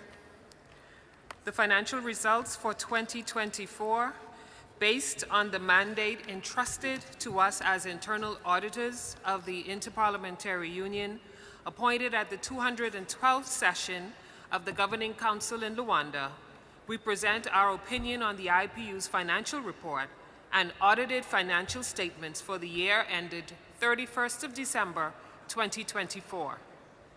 We have examined the documents presented and the opinion of the external auditor and have been provided with explanations by the Secretary General and his staff.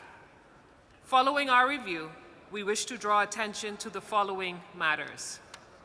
We take note that the external auditor expressed a positive, unqualified audit opinion that the financial statements for 2024 present fairly the financial position of the IPU and its closed pension fund as at December 31st, 2024, and its financial performance and cash flows for the year in accordance with the International Public Sector Accounting Standard, IPSAS. His audit report validates the accuracy and quality of the financial statements and confirms that the financial ratios of the operations of the IPU are sound. The external auditor has made the following two recommendations. The IPU should undertake a thorough and comprehensive review of the financial regulations and the Accounting Policy and Procedures Manual to ensure consistency, alignment, and harmonization across all financial regulations and their implementation in the financial statements. The IPU may consider optimizing the use of SAGE 300's financial reporting features to enhance efficiency, strengthen internal controls, and support its 2022 to 2026 digital transformation strategy.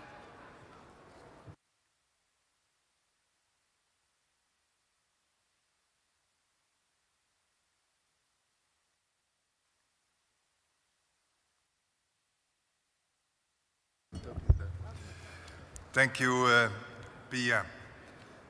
The IPU management has accepted these recommendations and indicated that it will reflect on the best ways to implement them. The external auditor also reviewed the status of implementation by the IPU of previous audit recommendations and observed that all of the recommendations from every previous external audit have been fully implemented. An independent actuarial appraisal of the IPU closed pension fund was carried out in conformity with the IPSAS requirements and was considered valid by the external auditor.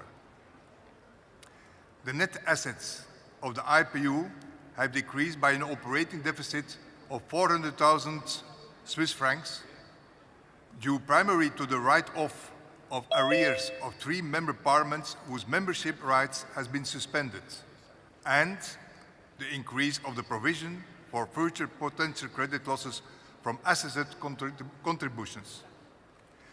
We note that the working capital fund of the IPU now stands at 92% of its target level. In conclusion, in our opinion, from Pia and myself, the financial statements presented by the IPU give an accurate reflection of the IPU's financial position at 31 December 2024 and financial performance during 2024, and comply with the highest available set of accounting standards. The financial management of the IPU has a strong foundation based on internal controls, and its financial position is healthy. Accordingly, we, as the internal auditors, recommend that the Governing Council approves the Secretary General's financial administration of the Inter-Parliamentary Union and the financial results of 2024-2024. I would say on behalf of the two internal auditors, Pia from the Bahamas and myself, to the IPU management and the external auditors for the good work that you have done. And on behalf of Belgium, I also like thanks to Uzbekistan for the good organization and the warm welcome over here. Thank you very much. Thank you very much, Ms. Glover Roll and Mr. Griffroy, for that presentation. I'll now give a minute or two to the Secretary General to complement these reports. Mr. Secretary General. Thank you very much, Madam President.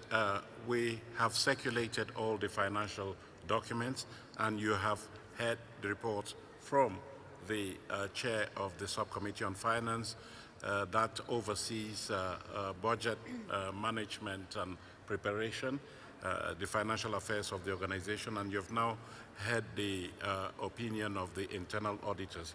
It just remains for me to add a few words of thanks to all these people who have helped us as we proceed with the day-to-day management of the financial resources of this organization. As the chief financial operator of this organization, I want to say that we have always been very keen to make sure that your finances are on a healthy keel. We have done our best to manage the funds that you make available to us in a way that is consistent with ongoing standards of probity and accountability. And I'm glad that the overseers of the organization are of the same opinion. I want to echo the words expressed by the chair of the Subcommittee on Finance and the internal auditors in thanking the Board of Auditors of Indonesia for being diligent in working with us to audit the accounts of the organization. We appreciate their support, and we also want to say that we will continue to be committed to implementing recommendations because it is in the best interest of the organization that its financial operations be seen to be above board. That having been said, I just want to point out that we are aware of the ongoing situation in the world today, the new dynamics that are being created with challenges to multilateralism, some administrations, some governments cutting back on international assistance. We are monitoring this very closely because we cannot take for granted that it will not affect the Inter-Parliamentary Union. But so far, we have seen no signs that it will be impacting upon our daily operations because you have put in place some guidelines that have helped. For instance, you will see that when it comes to voluntary funding, the percentage of voluntary funding as compared to the overall budget is just 24%, under 1/4, which means that the organization is not likely to be unduly affected by any massive cuts in external funding. You continue to be committed to your organization and you are paying your contributions so that your organization can run in an independent fashion and not be beholden to any particular interest groups. That's one thing I want to point out. I also want to point out the issue of arrears, Madam President. You and your colleagues have been discussing this over several sessions. It is important that the situation not be allowed to get out of control. We should, and this message you sent out to the geopolitical groups, the chairs of the geopolitical groups, to help urge their members to pay their assessed contributions to the budget of the organization.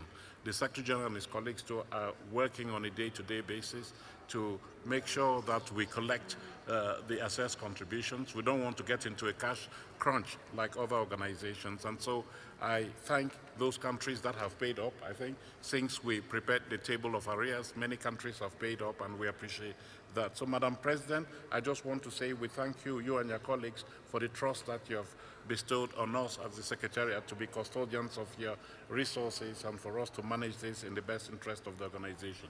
Thank you very much, Chair of the Subcommittee of Finance. Thank you, internal auditors.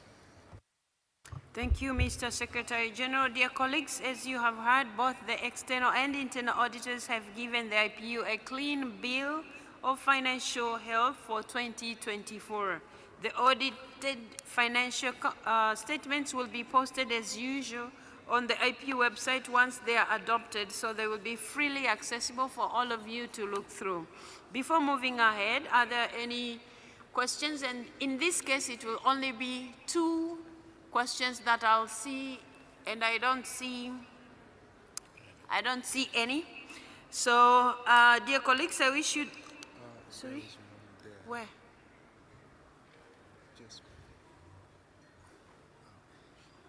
Did anybody? Okay, no. Okay, dear colleagues, I wish to inform you that the Executive Committee received the report you have just heard and expressed the view that the IPU financial situation is healthy and the finances are properly managed, as certified by both the internal and external auditors. The voluntary funding situation is very healthy, as you have heard from the Secretary General, and future prospects look promising with regard to the different financial support the organization enjoys. The Executive Committee expressed its relief that the IPU is not currently impacted by the global financial difficulties, which have led to many organizations making drastic budget cuts. The Executive Committee expressed its heartfelt thanks to member parliaments for their continued commitment by keeping their financial contribution up to date, as well as to the donors who continue believing in the missions and objectives of the IPU, hence supporting its activities. We see there's Djibouti, that is also,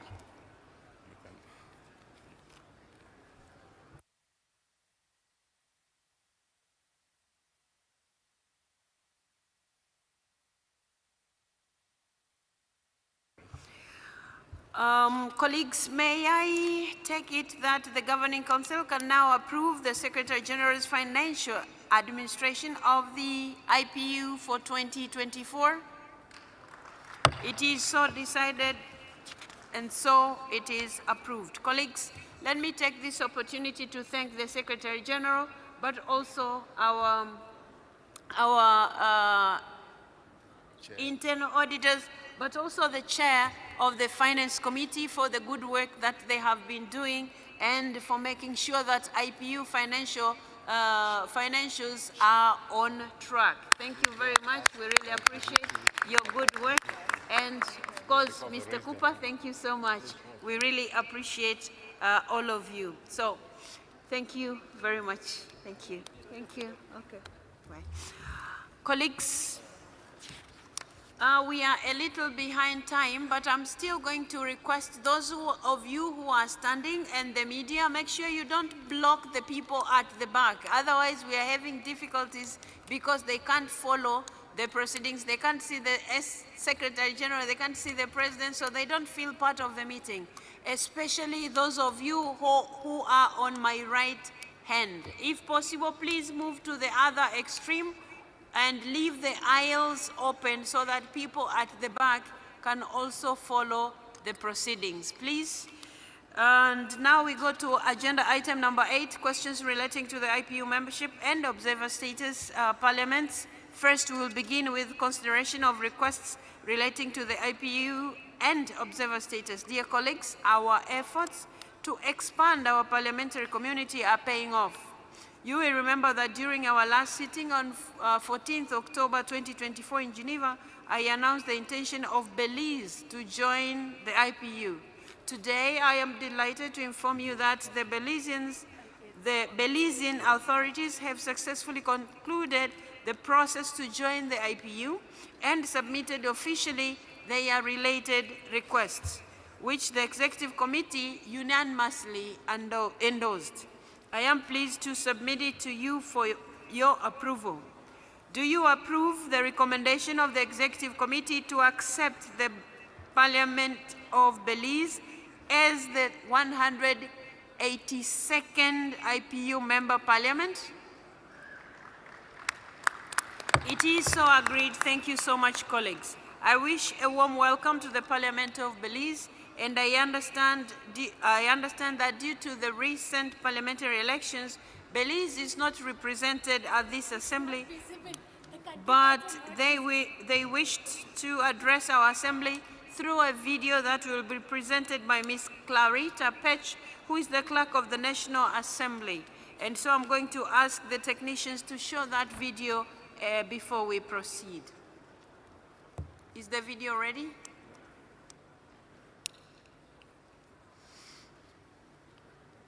Greetings to you, the distinguished members of the Inter-Parliamentary Union, the honored guests, and all those gathered at the 150th IPU Assembly. It is both an honor and a privilege to address you today as the Clerk of the National Assembly of Belize, even though I am doing so remotely, on behalf of the Speaker of the Parliament of Belize, who due to unforeseen circumstances is unfortunately unable to متاسفانه It is with great enthusiasm and commitment that با تعهد فراوان از جانب پارلمان بلیز مایل هستم اعلام بکنم که برگ جدیدی رو در تاریخ پارلمان کشور خودمون رقم خواهیم زد. ابتدا عمیقاً تشکر می کنم از اتحادیه بین المجالس جهانی به خاطر استقبال از بلیز به عنوان 182مین مجلس عضو این اتحادیه جهانی. این دستاورد برگ دیگری در سفر ملت ما به سوی دموکراسی جامع و شامل قوی‌تر خواهد بود و در راستای تعهدات و اهداف IPU نیز خواهد بود. خب با عضویت رسمی ما در اتحادیه بین المجالس ما این عضویت را جشن گرفته و این فرصت رو مغتنم می شماریم و تمام تلاش خودمون رو برای مصالح عامه به کار خواهیم گرفت. اگرچه کشور ما از لحاظ اندازه و وسعت ممکنه که کوچکتر باشه، اما امیدوار هستیم که بتوانیم کمک‌های شایانی به اهداف اتحادیه بین المجالس جهانی بکنیم. اینجا هستیم تا از تخصص و تجارب سایر ملل و کشورها بهره مند بشیم. از طرفی امیدوار هستیم که بتوانیم به گفتگوی جهانی کمک کرده و نوآوری و تجارب جدید رو به اون بیفزاییم. بلیز همواره به شراکت سازی، رفاه مشترک و صلح جهانی اعتقاد داشته و به دنبال ایجاد نظام‌های غنی با استفاده از منابع فرهنگی هست. ما بی‌صبرانه مترصد این هستیم که بتوانیم با شما گفتگوهای سازنده‌ای داشته باشیم و راه حل‌های مشترک برای چالش‌های مشترک بیابیم. بسیار سپاسگزار هستیم به خاطر راهنمایی دبیرخانه و اگرچه متاسفانه نتوانستیم که به صورت حضوری در 150مین نشست اتحادیه بین المجالس شرکت کنیم، در مشورت‌ها و گفتگوهای این مجلس و نشست‌های کمیته‌های مختلف به صورت فعال از راه دور حضور داریم. پیشبینی ما این هست که در ادامه نیز این همکاری ما با اتحادیه بین المجالس ادامه خواهد داشت. به عنوان یک جزیره کوچک هم آمادگی داریم تا تجارب خودمون رو با سایرین به اشتراک بگذاریم تا بتوانیم سیاست‌هایی رو اتخاذ بکنیم که سیاره ما رو برای نسل‌های آتی هم حفظ و صیانت کند. از طرفی اذعان داریم به لزوم توانمندسازی زنان، جوانان و گروه‌های به حاشیه راننده شده جامعه در سراسر جهان. ما متعهد هستیم که دموکراسی جامع و شامل رو محقق بکنیم و در همین مسیر نهایت همکاری رو با اتحادیه بین المجالس خواهیم داشت. بار دیگر مایل هستم مراتب تشکر و قدردانی خودم رو از اتحادیه بین المللی بین المجالس بابت پذیرایی و پذیرش گرم بلیز به عنوان 182مین عضو IPU اعلام کنم. ما به دنبال ساخت شراکت‌های طولانی مدت و قوی هستیم. در این 150مین نشست مجمع عمومی اتحادیه بین المجالس جهانی برای شما آرزوی توفیق دارم. بسیار سپاسگزارم سرکار خانم پچ. ما بی‌صبرانه منتظر دیدار شما به عنوان بلیز در 151مین مجمع عمومی IPU در ژنو هستیم. همکاران محترم، بسیار مایل هستم با خانم از فرصت از کلی تلاش‌های شما سپاسگزاری کنم. کمیته اجرایی پیشرفت مشورت‌های در حال انجام در مجلس تقنینی برونی رو مد نظر قرار داد که در 100 و قرار هست که این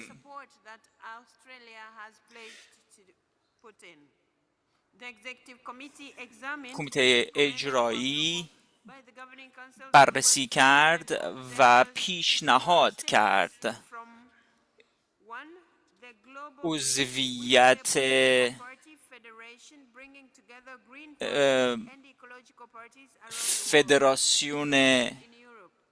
فدراسیون‌های سبز اروپا، آمریکای لاتین، آسیا، اقیانوسیه و آفریقا رو در IPU. این سازمان ها شامل کوپال، سنتریست دموکراتیک اینترنشنال، لیبرال اینترنشنال و سوشالیست اینترنشنال هستند که در حال حاضر هم عضوهای ناظر IPU محسوب میشن. علاوه بر این شورای جهانی آب World Water Council هم به عنوان یکی از ذینفعان به ما در دستیابی به اهداف توسعه پایدار یاری میرساند. در راستای بررسی اهداف 5 ساله ناظران، کمیته اجرایی مشارکت بیش از 70 سازمان رو به عنوان ناظرهای ثابت IPU مورد ملاحظه قرار داد و قرار هست که درخواست اونها رو برای عضویت دائم مورد بررسی قرار بده. موافق هستید؟ بسیار عالی، تصویب شد. همکاران محترم، ما برای بررسی آیتم 8B زمان بیشتری نیاز داریم. بنابراین برخی از پارلمان‌های عضو پیشنهاد کردند که آیتم 8 رو ما دقیقاً مثل آیتم 7 در روز 9 آوریل بررسی بکنیم. در عین حال آیتم 8C ثبت نام مجالس عضو آریاس رو بررسی می‌کنیم اگر که موافق باشید. بنابراین آیتم 8C همکاران محترم مایل هستم به اطلاع شما برسونم که کمیته اجرایی وضعیت عضویت آریاس رو که تحت ذیل مواد 5.3 و 5.2 اساسنامه IPU هست به عنوان اعضای غیر فعال بررسی قرار داد. السالوادور، توگو،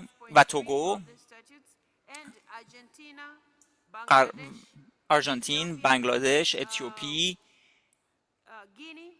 گینه، ایران، جمهوری اسلامی ایران، لبنان، لیبری و مارشال آیلندز بر اساس ماده 5.2 مایل هستم که از کشورهای فوق الذکر خواهش کنم که مبلغ عضویت خودشون رو بپردازند.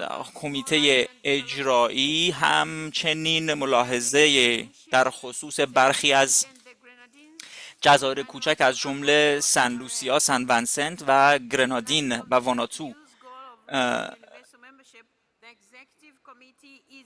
دارد. کمیته اجرایی به دنبال اتخاذ رویکردی نوآورانه و فعال برای کمک به حل مشکلات این جزایر هست.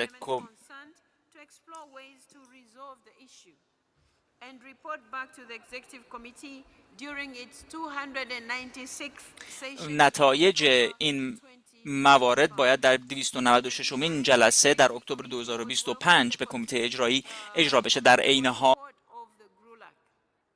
The Executive Committee discussed the situation of a number of countries absent from the IPU assemblies over the last 4 years and more.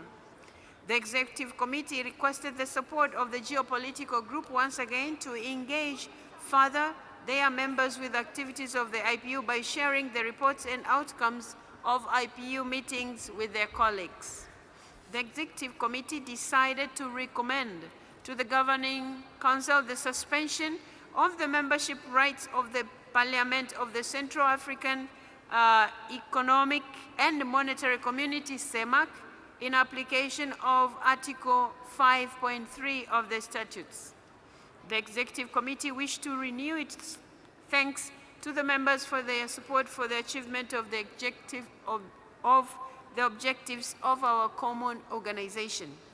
May I take it that you wish to approve the recommendation of the suspension of CEMAC and to take note of the feedback of the Executive Committee I've just shared with you, colleagues? It is so decided. Thank you very much.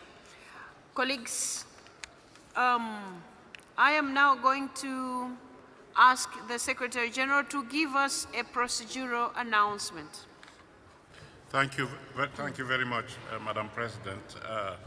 In conformity with Rule 33.2 of the Governing Council, for each session, the quorum shall be established on the basis of the number of council members effectively participating in the first meeting. And that first meeting is this one here. The quorum shall be announced by the Secretary General at that time. Madam President, members of Council, we have been able to ascertain that there are 153 members of Council participating in this meeting. So on the basis of that, the quorum for decision shall be 77. Thank you, Madam President. Thank you so much, Mr. Secretary General. Dear colleagues, we are now concluding our first sitting of the Governing Council. Many thanks for all your contributions to today's discussion, and I look forward to seeing all of you on Wednesday, 9th, at 9 in the morning. And on that date, we hope to be able to finish our agenda by lunchtime, by 13 hours. So I count on you for being here on time so that we can finish our agenda that is meant to be finished on that date. That said, colleagues, the meeting stands adjourned until 9 on 9th of 9 on 9th of this month. Thank you very much. So now we will move to our assembly, and so I'm going to ask our President of the Assembly to also join us on the podium.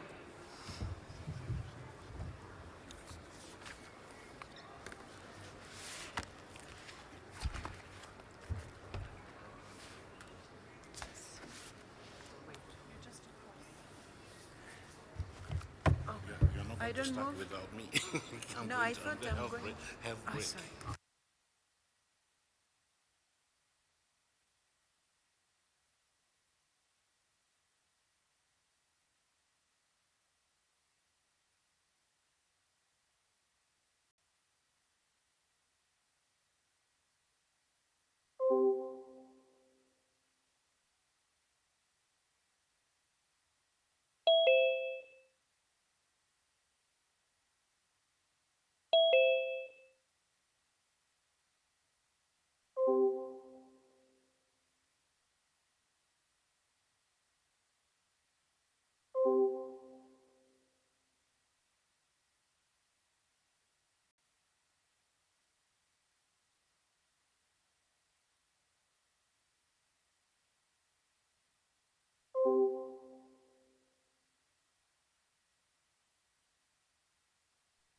Testing the English interpretation channel. Testing.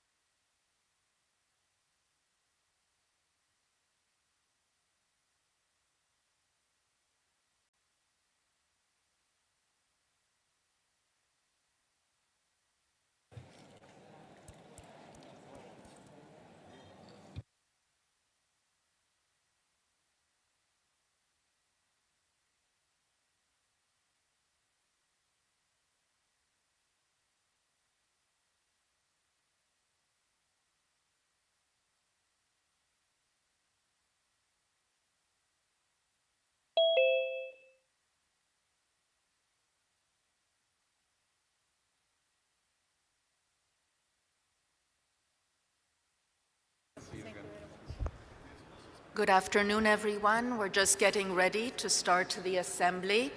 May I kindly ask the technician to verify that the microphone at the podium is working? No, just a moment. Testing the English channel. Testing English channel. And if possible, we would kindly ask the cameras to move to the side of the room, please, because there are delegates that cannot see the stage.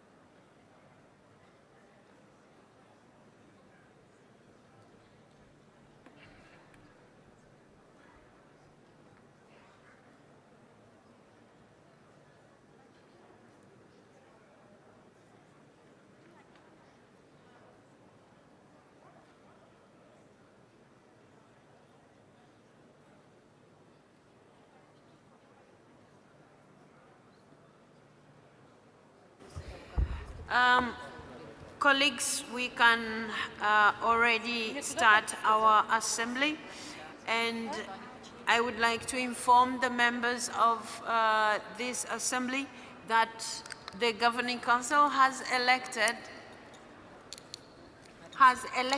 Madam Speaker Tanzila Nabayeva as the president for this 150th anniversary, assembly. So I will now welcome Speaker Tanzila to come address us with her welcome remarks. She will use the podium. Thank you.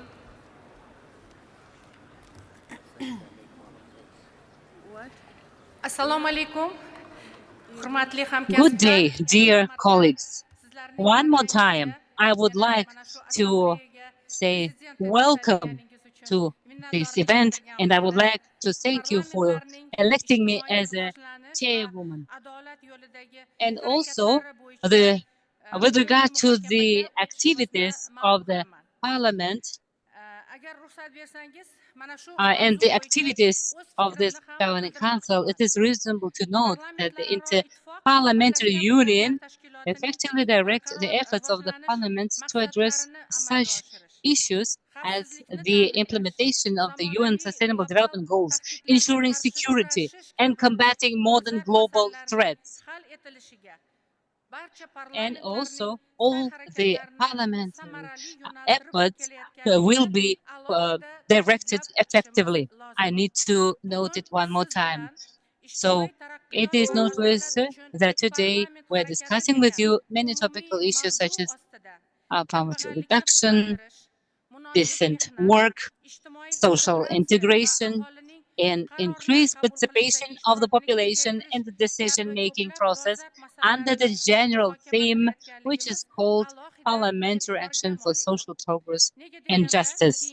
So, in the recent years, various global issues in the various parts of the world, many countries are facing the poverty and injustice. So why poverty and inequality increasing in many countries in different regions? In this situation, the current situation suggests a radical improvement in the definition of the necessary measures aimed at ensuring social justice and clear, effective mechanisms for their implementation. Due to such acute demand of the time, Uzbekistan is also carrying out serious reforms in this area. Social protection issues were identified as one of the main priorities of state policy as a key issue on the agenda. One of the main principles of Uzbekistan in our new constitution, it is designation as a welfare state, and its threefold increased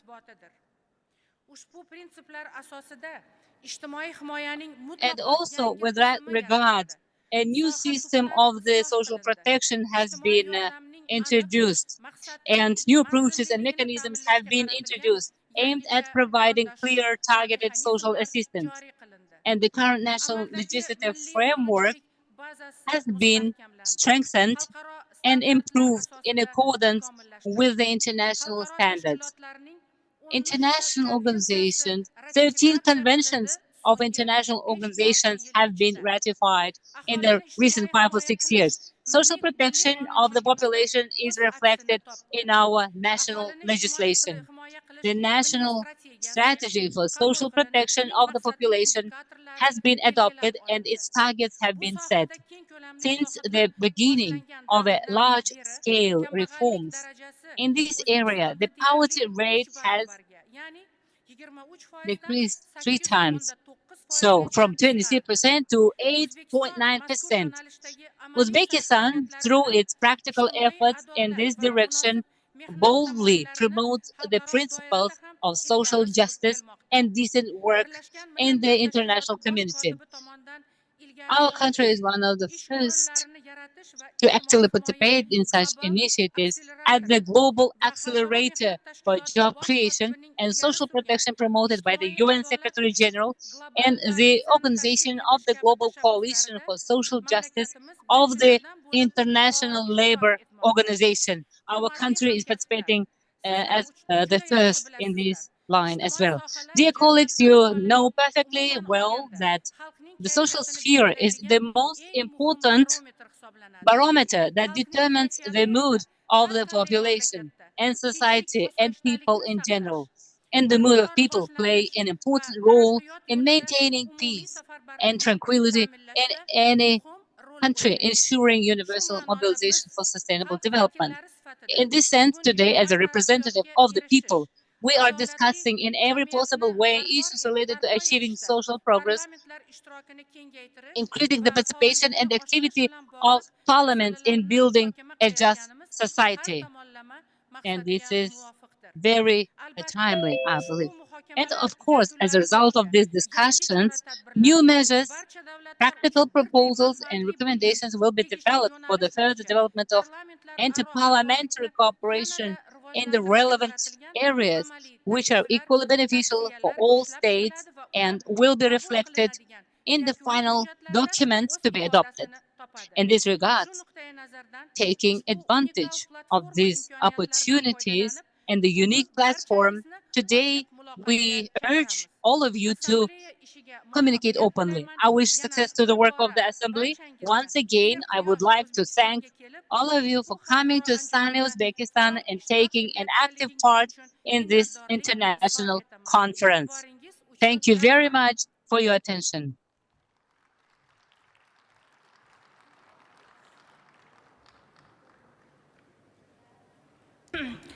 Aziz do'stlar, endi mamnuniyat bilan so'zni parlamentlar Dear friends, I would like now to give the word to Ms. Tulia Eksen. You have the floor.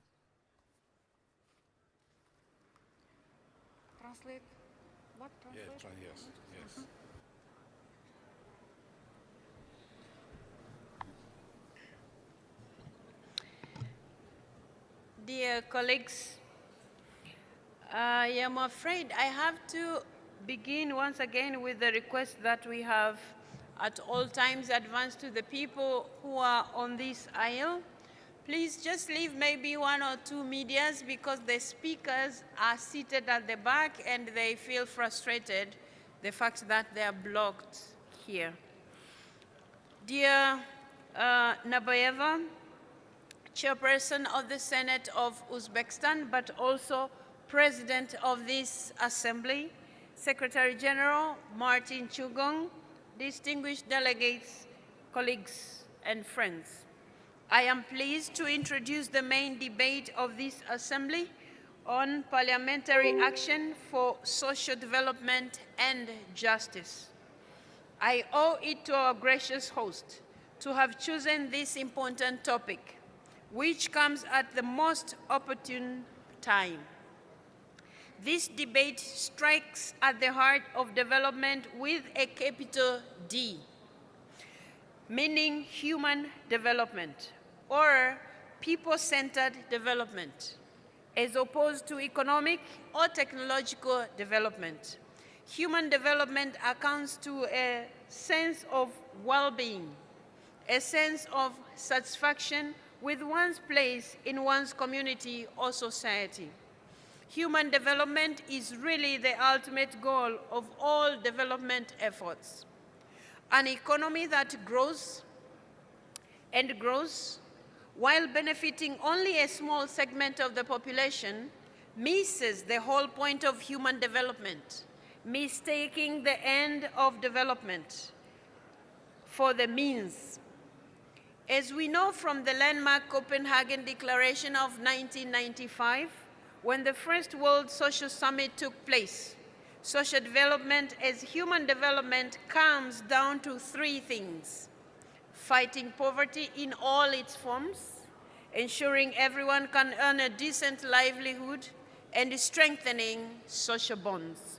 Many of you may think that the leading causes of death around are heart diseases and cancer, or road accidents and such. It is only in recent times that the social scientists have come to the conclusion that the most overlooked causes of disease and death is, in many countries, particularly the more affluent ones, is simply social isolation. Social isolation makes us all more vulnerable to the unforeseen events of our lives, including a sudden illness or a job loss, and puts extreme pressure on people to take care of themselves without adequate support, which makes life harder than it needs to be. We live shorter and poorer lives when we are all alone, left to our own devices with little support from the community outside or from the government. And yet, this is precisely the direction that we have taken for some time now, with policies that are eroding the social fabric in more ways than I can count. The protective role of government has been diminished in favor of market forces in many policy areas, including the social sector. Too often, The marketplace, as opposed to democratically determined government policy, gets to decide what public goods and social protection we can deliver, what should be taught in school, or how many children a couple can afford to have. The welfare state of the post-war era, where it existed, it has been weakened through fiscal austerity and the privatization of public assets. The sense that each of us should contribute to society and that society is there for us when we need help is losing ground, as you have all witnessed in recent times. A new era of technological development, driven by digitalization and now artificial intelligence, has emerged to support a society-wide shift towards high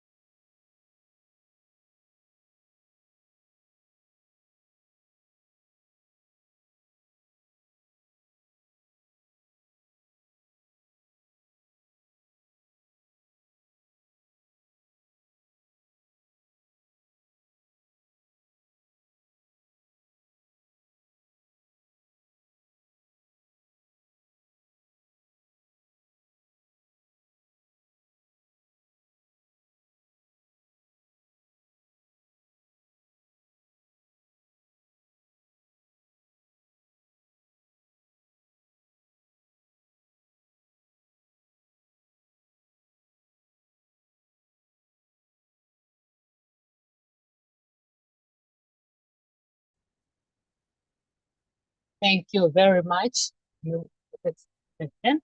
And now we would like to give the floor to the young members, parliament members. Mr. Van Carden, you have the floor, please. Please, Mr. Van Carden.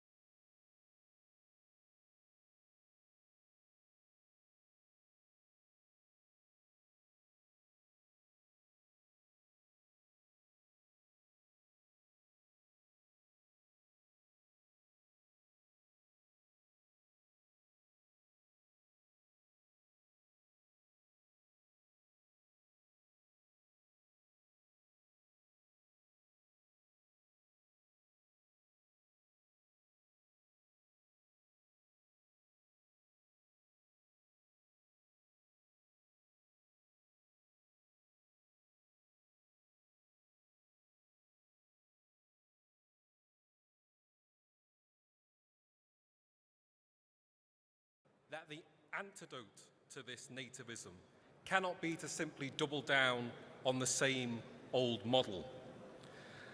This does not mean we should turn our backs on international organisations like the IPU, quite the opposite. But it does mean that we should reflect carefully over how bodies like ours should operate, why they have been successful in the past, and how they might be successful again in the future. In my 2 years as President of the Board of Young Parliamentarians, I've been able to see that these international institutions work best when they refrain from giving self-congratulatory nods to some abstract liberal idealism and instead focus concretely, relentlessly on the living conditions of the people whose interests they are designed to serve. Our recent IPU conference for young parliamentarians on unemployment and economic insecurity, which I had the honour of organising, exemplifies this approach. Rather than indulging in technocratic tinkering, we established a roadmap for meaningful dialogue and action that addresses people's concerns in their real lives. Robert Kennedy once said that GDP measures everything except that which makes life worthwhile. And what made our conference valuable was its recognition that employment is not merely an economic necessity, but a source of profound human dignity and social solidarity. We acknowledged how work strengthens community bonds and provides individuals with purpose beyond material subsistence. And we demonstrated how international bodies like these can engage with issues in ways that resonate with people's real lives. Colleagues, may I thank my colleagues from the Bureau of the Young Parliamentarians for all their support over the past 2 years. We lowered the age at which you count as a young parliamentarian from under the age of 45 to under the age of 40. So I hope you will encourage MPs in their 20s and 30s to join us at future assemblies so that they can participate in our work. We opened our organisation up to youth organisations beyond parliaments from all around the world to hear the experiences of young people at our assemblies and conferences. And I believe we leave the IPU stronger after 2 years and the voice of young MPs louder within it. Colleagues, I hope you have a fruitful couple of days here at the Assembly, and I look forward to hearing your contributions. Thank you very much.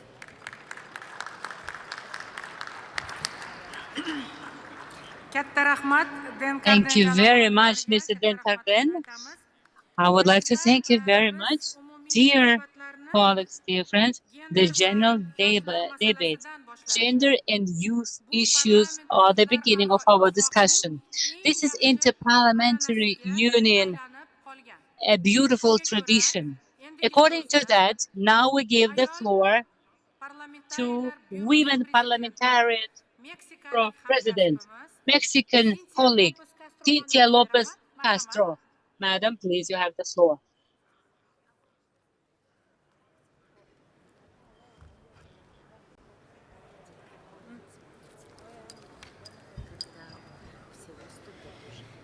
Thank you so much, Speaker, our dear Speaker from the Senate of this amazing country, Uzbekistan, Speaker Tansili Narbaeva.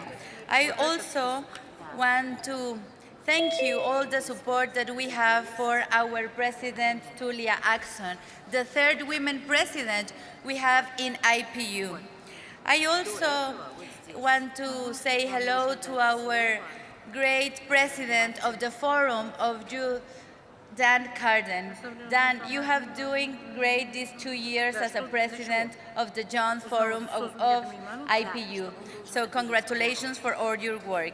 Our Secretary General, Martin Chungong, thank you, Secretary General, for all your support in women and gender equality.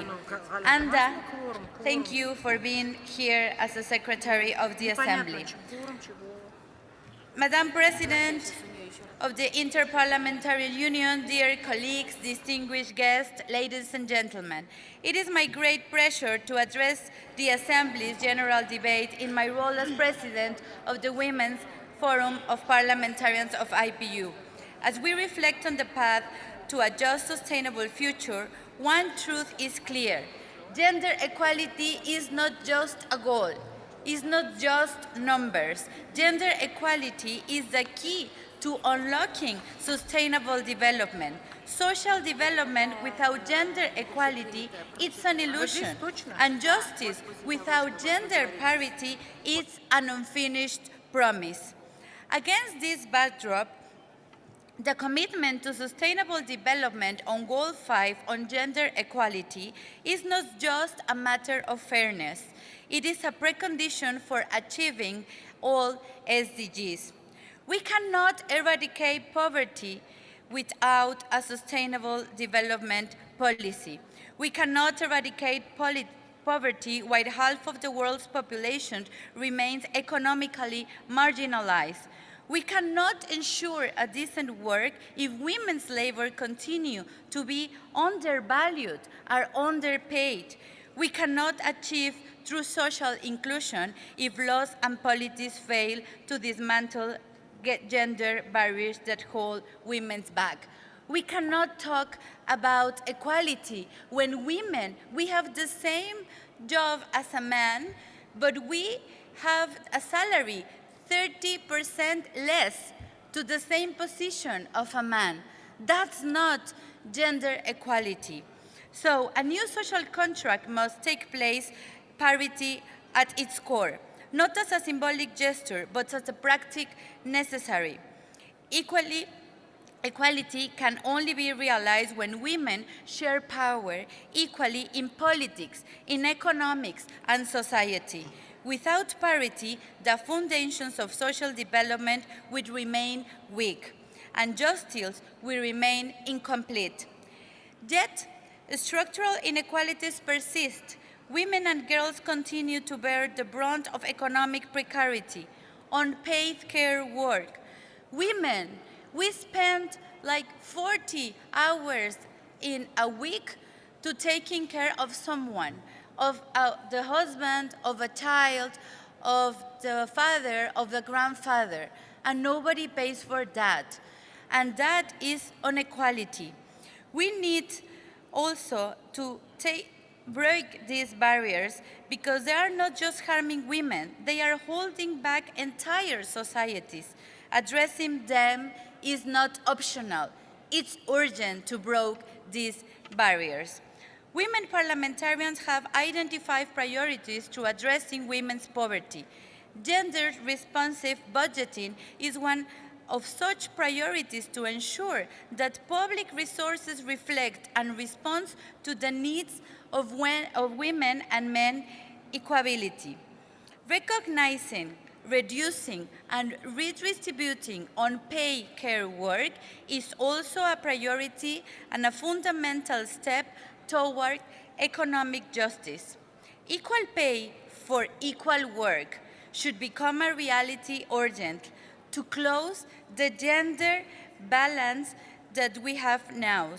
Equal pay for equal work should become a reality urgently to close the gender pay gaps that continue to deprive women of economic security and autonomy. These are not just policies for women, there are policies for stronger, more resilient societies. When women succeed, communities prosper. When women have equal opportunities, GDP rises. When women lead in politics, governance becomes more inclusive and effective. Dear colleagues, this year, as gender equality takes place in IPU, the center stage of our organization, we must build parity on the momentum of the Conference of Women Parliamentarians that was in my country, Mexico, with the first president of my country in 200 years. Thank you, all of you that assist. Thank you, all of you that assist to Mexico. We were very happy to receive you, and we were very happy to give this legacy to the IPU, the first conference of women parliamentarians. And I'm so happy to announce that with all the support from the Executive Committee, to all the support from our President, Tulia Axon, our Secretary General, now we will have this Women's Conference every year in IPU. So we are having a proposal to have in Serbia the next conference of women parliamentarians. I'm so happy because 40 years ago, the Forum of Women Parliamentarians doesn't exist in IPU. And I'm so happy that now the forum is 40 years.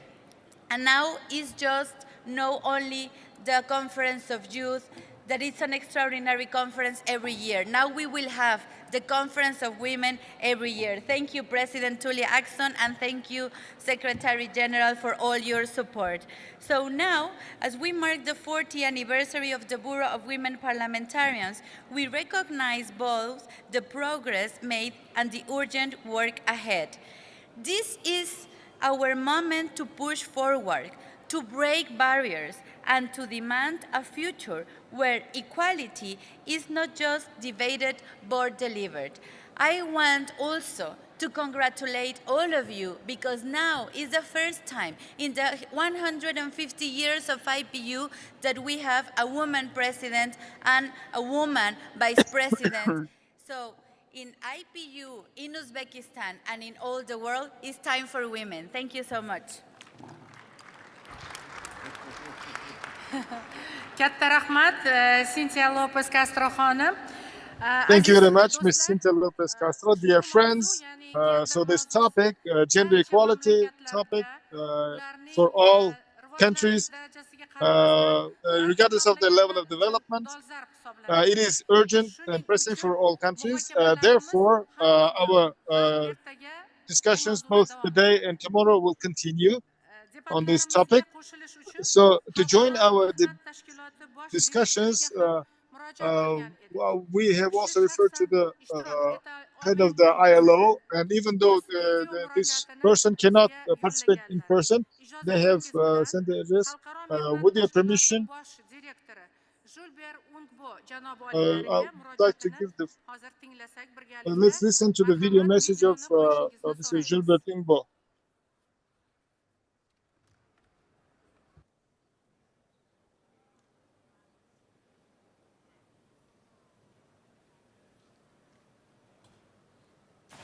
Excellencies, distinguished members of Parliament, ladies and gentlemen, it is my pleasure to congratulate you on the 150th General Assembly of the Inter-Parliamentary Union.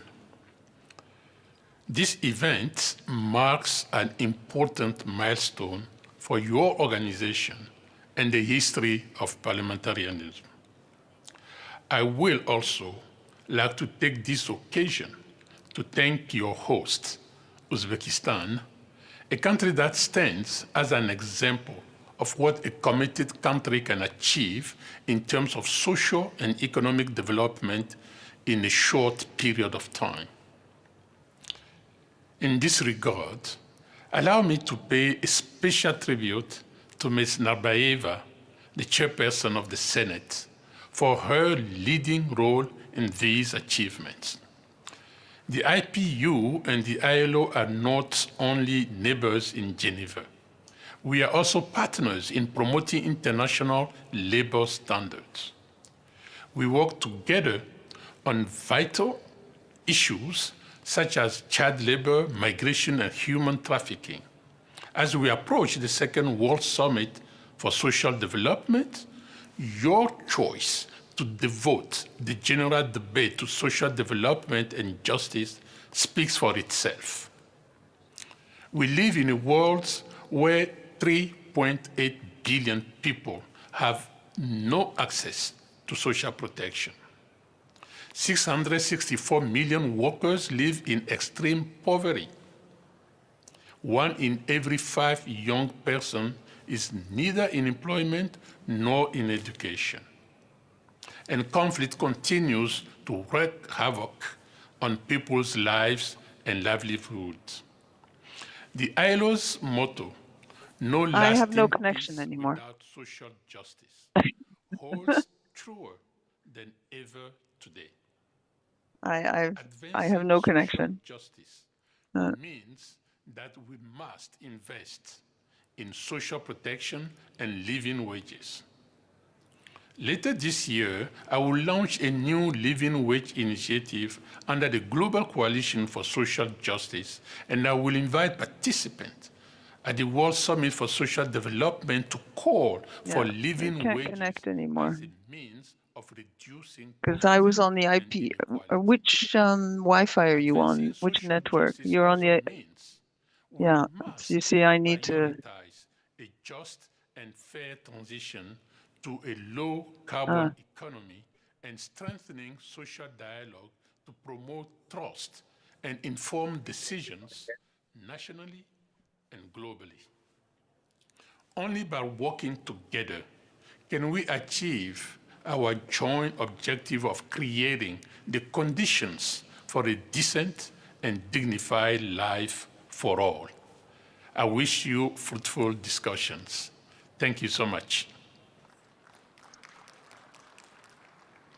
Katta rahmat ung bu janob oliylariga xalqaro Thank you so much. International Labour Organization cooperates with many countries, including Uzbekistan, and therefore your recommendations are very important for us. United Nations, Europe Economic Committee, Ms. Tatiana Malchan is also with us here. Yes, everyone. We give you the floor. Please, Ms. Tatiana Malchan.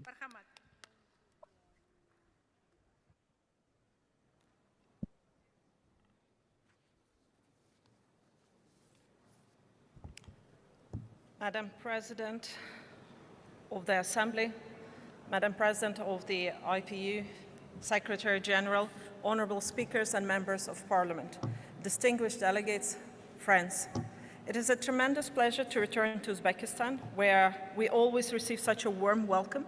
Moreover, it is an honor to have been invited to address this Assembly on the critical theme of parliamentary action for social development and justice. Allow me to record my thanks to the Inter-Parliamentary Union and to our kind host.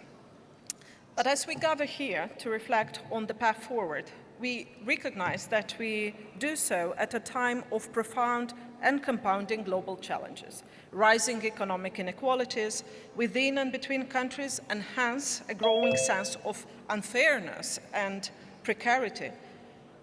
A rollback of previous hard-won rights, especially for women and girls.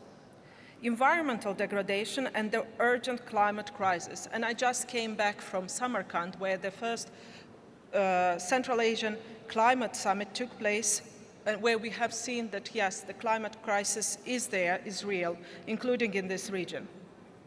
Also, the challenge of rapid technological transformation in a context of competition between countries and weak governance. Conflicts, violence, and geopolitical tensions. A profound mistrust in our institutions, public and private, and a crisis in facts and science. Finally, the promise of multilateralism and cooperation is being under-evaluated as never before. All of this are questioning and reshaping the very foundations of our national societies and our global society. Yet, at times of great change and seeming despair, come forward moments of clarity and opportunity. As the UN Secretary General has called for in our common agenda, people worldwide are evaluating and renegotiating their social contracts, the agreements and expectations that govern the relationship between governments, businesses, communities, and people. These evolving social contracts must be rooted in human rights and social justice, and resonate in our action as we respond to these challenges. What is a meaningful social contract? We just heard the Director General of ILO, but let me underline once again. This meaningful social contract should ensure universal access to essential services, healthcare, education, and social protection, starting with the most vulnerable. Recognize decent work as a cornerstone of social justice, ensuring fair wages, labor protection, and support for small and medium enterprises. We also have to emphasize inclusive governance with women, young people, older persons, those living with disabilities, and other marginalized groups having a seat at decision-making tables. And reconnect people back to nature so that economic activity and growth can continue, but within the natural boundaries of the planet, what we could call an eco-social contract. All of these priorities are reflected in the 2030 Agenda for Sustainable Development, which remains our common framework for addressing the day-to-day real issue facing people in whichever part of the world. The forthcoming Second World Summit for Social Development in Qatar later in autumn provides a crucial platform to renew our commitment to a people-centered vision of development within new social contracts so that no one is left behind.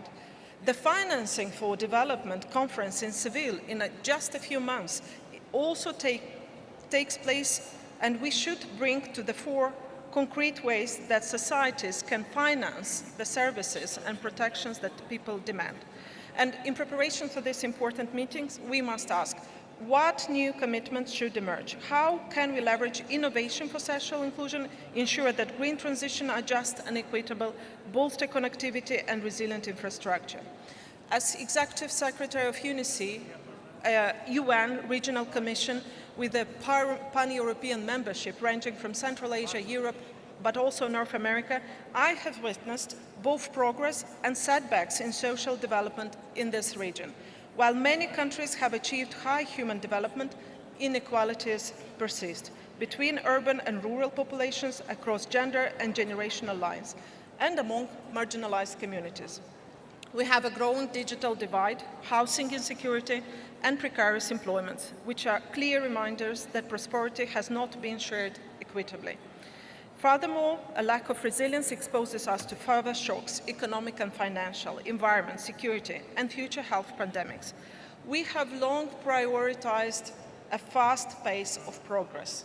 Now we must shift to the resilience and strength of that progress. And there is no other area which is more relevant in this context than environment. And we have to prioritize environment in our work if we truly want to be resilient. We can't do it alone, parliaments, government, but the entire society has to do this. And for that, I particularly would like to welcome and to praise Uzbekistan for ensuring public access to environmental information and participatory decision-making in environmental policies by acceding recently to the Aarhus Convention. But as we sit in this important meeting as friends of parliaments and the work you do, as selected representatives of people, you are uniquely positioned to advance this progressive agenda for peace. Parliaments are at the front of this dialogue. Your role is indispensable in crafting policies that prioritize people's needs over vested economic and financial interests, regulating markets to serve the common good, and redefining economic success and social progress beyond GDP, incorporating well-being and sustainable metrics. In conclusion, Secretary General, dear members, this Assembly is a testament to the power of parliamentary action in shaping a fairer world. The choices made today will define the future of social development for generations to come. Let us seize this moment to reinforce our commitments to justice, inclusion, and dignity for all. I thank you. Katta rahmat Malchan xonim. İlhamlantiruvchi nutqingiz uchun minnatdorlik bildiramiz. For your vote. And as you mentioned, our assembly has the main topic focusing. And therefore, in Qatar this year, there will be a social development issue second summit. And I believe that it will make a great contribution also to that event. We will continue our work. We have a special guest, and we thank her as well. And it is known as well that in the second point of our agenda, there are the issues that we can look into that were, let's say, are very important as well. And also tomorrow at 17:00, we will be looking at the issues under that point. Tomorrow, 9 a.m., 9:00, we will have a plenary session of our assembly, and our president, His Excellency President Medvedev, will be speaking there, and he will attend the plenary session. In this regard, I invite all of you to listen, to participate and attend that plenary session to listen to the speech. And we will wait for you at this plenary hall. Dear colleagues, now I would like to draw your attention to some announcements regarding the organizational matters of our meeting. Delegations from many parts of the world are taking part at the assembly. Therefore, as usual, the list of speakers for the general debate will begin with the heads of parliamentary delegations. In accordance with the established procedures, the order of speakers has been determined through a draw, as per usual practice. Delegations can familiarize themselves with this list. As a large number of delegations have arrived, and the Governing Council has decided this morning to limit each parliamentary delegation speech in the general debate 5 minutes. Please, it's limited to 5 minutes. For parliamentary delegations led directly by speakers of parliament, a time limit is 6 minutes. For young members of parliament registered to speak in general debate, in addition, 2 minutes will be given. For interventions by permanent observers, the speaking time will be at most 2 minutes. I kindly ask delegations to respect the time limit in their statements. I would like also to inform you that some delegations have not yet registered to speak. We are keeping the speakers list open until April 7, Monday, until 12:00 noon. I ask the Assembly to approve this decision. So we approve it. Using this opportunity, I would like to ask the delegations and also please show your delegates' names there as well. Delegations should give their candidate names to the IPU. And also I would like, and I would be delighted to preside over the general debates together with the Vice President nominated by your delegation. To help ensure the smooth running of the Assembly, assistants have been placed on both sides of the stage. They are ready to pass on any message or suggestion you wish to convey to me or Secretariat. I would like to give the floor to Martin Chimpong. He will announce the forum. Thank you very much, Madam President. I don't think that I have congratulated you on your election as President of the Assembly. Let me do it formally at this stage. Congratulations. We look forward to working with you towards a very successful Assembly. You've worked very hard. You have had a hands-on approach to the preparations for this Assembly, and we owe it to you to make sure that it will succeed. So my colleagues and I will assist you as much as possible for a very successful Assembly. I have the pleasure now of announcing the quorum for the Assembly, and this is in conformity with Rule 33 of the Assembly, and for each Assembly, the quorum shall be established on the basis of the number of delegations effectively participating at the first plenary sitting. That first plenary sitting is this one. The quorum shall be announced by the Secretary General at that time, and that's what I'm doing now. The number of delegates that we have ascertained are present delegation, sorry, that we have ascertained are present in the room is 123. And so the quorum has been established at 62 delegations for all decisions of the Assembly. Thank you very much, Madam President. Katta rahmat, Junkong janob oliylari. Umumiy debatlarda ishtirok Thank etish you very uchun much, Mr. Jong-kun. The list of speakers has been given to you. You have all the list. So as much as possible, we'll need to try to listen to as many people as possible. Therefore, I would like to request that all the colleagues please stick to the time.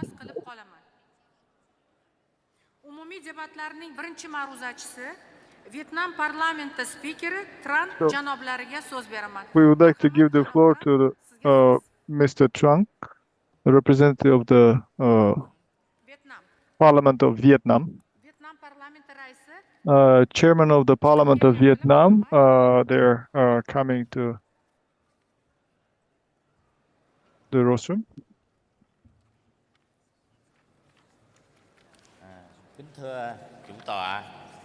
Excellency, Madam, to the Acting President of the IPU, ladies and gentlemen, at the outset, on behalf of the National Assembly and the people of Vietnam, extend my warmest greetings to all parliamentarians and delegates attending the 150th Assembly of the Inter-Parliamentary Union. This is organized in a beautiful Uzbekistan. This assembly's theme is a great opportunity for us to exchange views and experience and seek solution in promoting sustainable development and social justice. This assembly's theme, Parliamentary Action for Social Development and Justice, carries a very important significance. In a world currently facing unpredictable developments, from climate change to inequality and political conflicts, the role of parliaments in supporting and advancing sustainable development is ever more crucial. Distinguished delegates, sustainable development must go hand in hand with social progress and justice. Development cannot be deemed successful if a significant portion of the population is left behind. Therefore, it is Parliament's responsibility to ensure that every policy works towards reducing income inequality, guaranteeing that all people, regardless of gender, religion, ethnicity, or social background, could benefit from the fruits of development. The National Assembly of Vietnam has been working diligently to build a just legal and policy system that fosters citizen participation in policy making and implementation. Towards a new era of robust and prosperous development, the National Assembly of Vietnam is completing the legal framework, promptly addressing institutional challenges and unlock resources.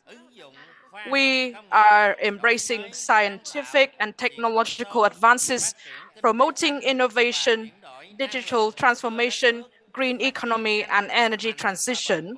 This is to drive rapid, robust, and sustainable growth while ensuring social justice.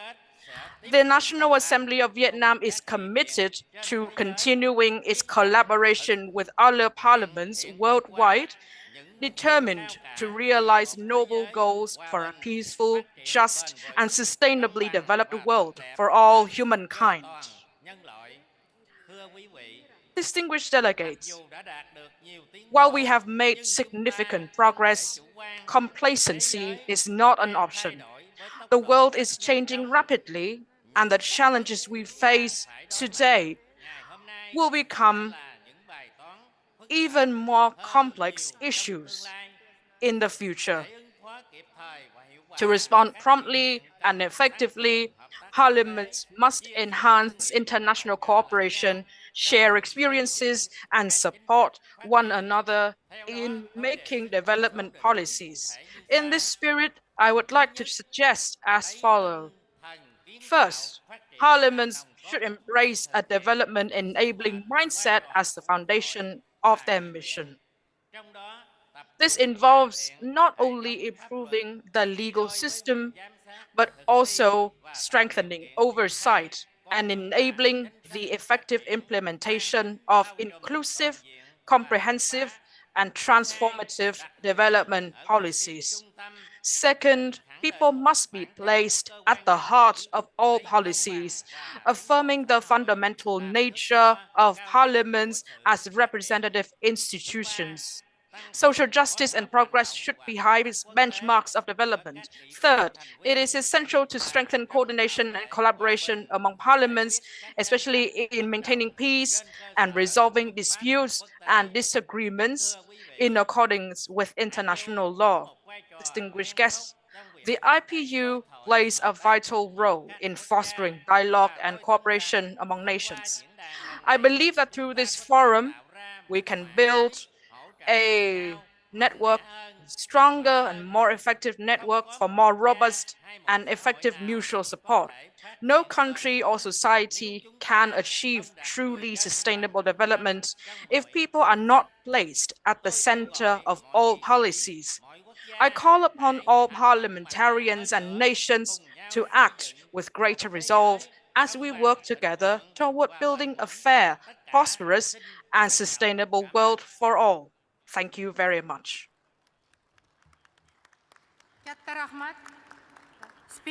Thank you very much to Speaker Chan. Now we would like to give the floor to the Speaker of the Indian Parliament, Om Birla, His Excellency. Mr. Birla, please, the floor is yours.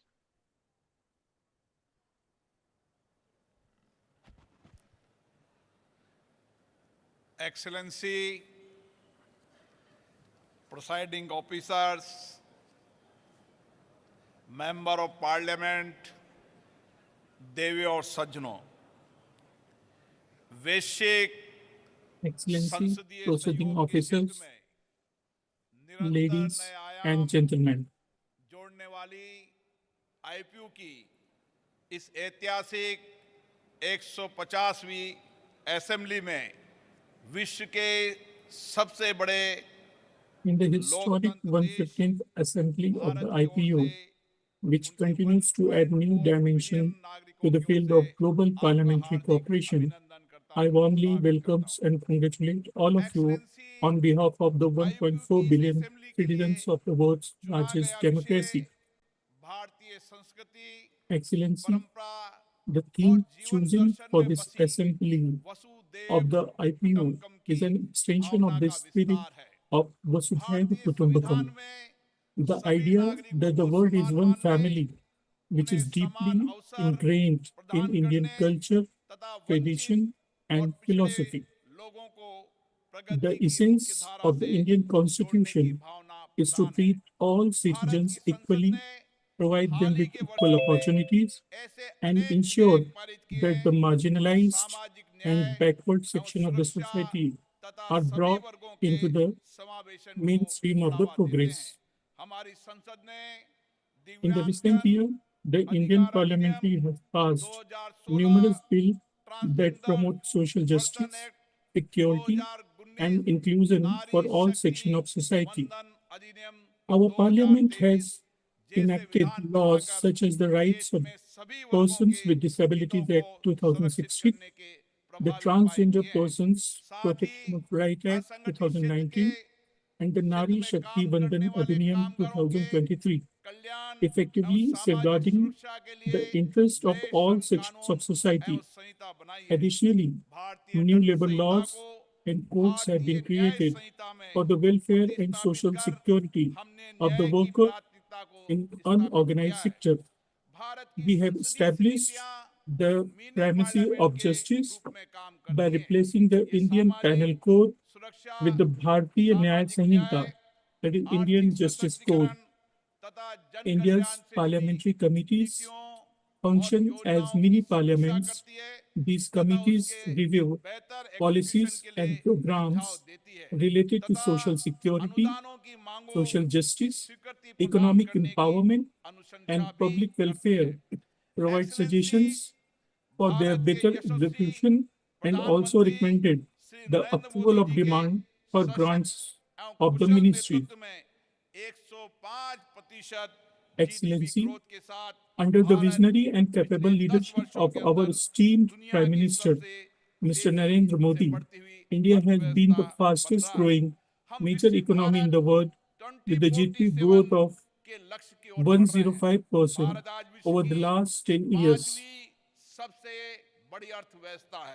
We are rapidly progressing towards our goal of a developed India by 2047. Today, India is the fifth largest economy in the world and is advancing towards becoming the third largest economy. Today, India plays a leading role in the world in the sector of such as innovation, AI, startups, space, and defense technology, IT, fintech, pharmaceuticals, and more. Insurance scheme Ayushman Bharat प्रधानमंत्री जन आरोग्य योजना लागू की है. We have implemented the world's largest health insurance scheme, Ayushman Bharat Pradhan Mantri Jan Yojana. Under this scheme, over 550 million लोगों को निशुल्क people स्वास्थ्य बीमा प्रदान किया from है. the economically disadvantaged section, which comprise 40% of the population of India, are being provided with free health insurance. I am confident that during this assembly, we will engage in deep discussion on global innovations, best practices, and experience sharing in the fields of social justice and development. Together, we will find new solutions and fulfill our responsibilities effectively to ensure a fair and just society. अभिनंदन करता हूं, स्वागत करता हूं. धन्यवाद. Thank you very much. Katta rahmat berli janob oliylari. Endigi Thank you very much. Dan Now speaker we give the floor to Victoria. Marhamat. Please, Mr. Victoria, you have the floor.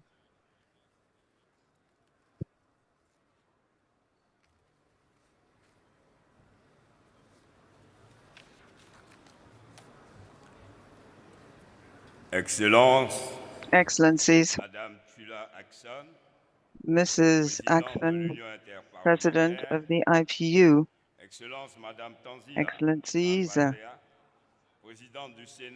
Speaker of the Senate, Mr. Ismail Noureddin, Speaker of the Legislative Assembly, Your Excellencies, ladies and gentlemen, Speakers of Parliament, the Secretary General of IPU, dear parliamentarians, distinguished guests, ladies and gentlemen, it is with great pleasure that I'm taking the floor at this 150th Assembly of our Union, being held in this magnificent country, which has extended its friendly hospitality to us.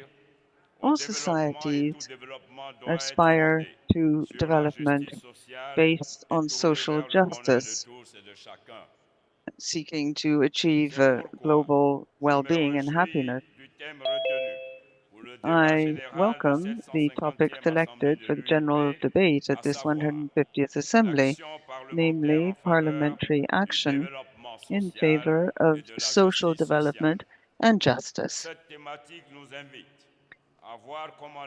We have been invited to see how parliamentarians, we parliamentarians, live up to the trust placed in us through our missions. We must contribute to social development and justice. Dear colleagues, the topic selected makes me firmly believe that all individuals should have the same rights and obligations, and we should provide our support for poor people and vulnerable populations. To this end, our parliamentary institutions must adopt laws that contribute to the reduction of youth unemployment, fight discrimination and exclusion. Our parliaments must furthermore work to further respect for human dignity, access to education for all, the development of skills and practical learning, ensure equal opportunity, provide for the transition from an informal to a formal economy, thereby promoting productive employment. Dear parliamentarians, ladies and gentlemen, this is what my country is striving for. Under the momentum of His Excellency, Mr. Ouattara, President of the Republic of Côte d'Ivoire, indeed, he has undertaken bold structural reforms to reduce inequality and ensure that each inhabitant of the country has equitable access to economic and social opportunities. For our part, social justice should not be a mere ambition. It should be a tangible reality for all our people. Our legislation, our control mechanisms, and international relations should help to ensure that this becomes a true driving force behind development. To this end, we must promote respect for all and accept differences. Two essential conditions, the sine qua non for the creation of a harmonious society. Dear parliamentarians and dear guests, ladies and gentlemen, despite this growth in awareness in favor of development and social justice, the challenge remains. Indeed, all action in favor of development becomes possible if there is a peace and security. That's the sine qua non. Yet the reality is quite different. The persistence and resurgence of crises around the world, in particular in the Democratic Republic of Congo, in Palestine, in Lebanon, in Sudan, accentuate precariousness and the vulnerability of populations. Efforts made are thwarted when it comes to promoting social justice. The same applies to the Russian and Ukrainian war, which has led to an energy crisis and huge inflation in the price of staples. All this has an impact on the development of our states. However, we should not lose sight of our commitment in favor of combating inequality and our efforts to reduce poverty.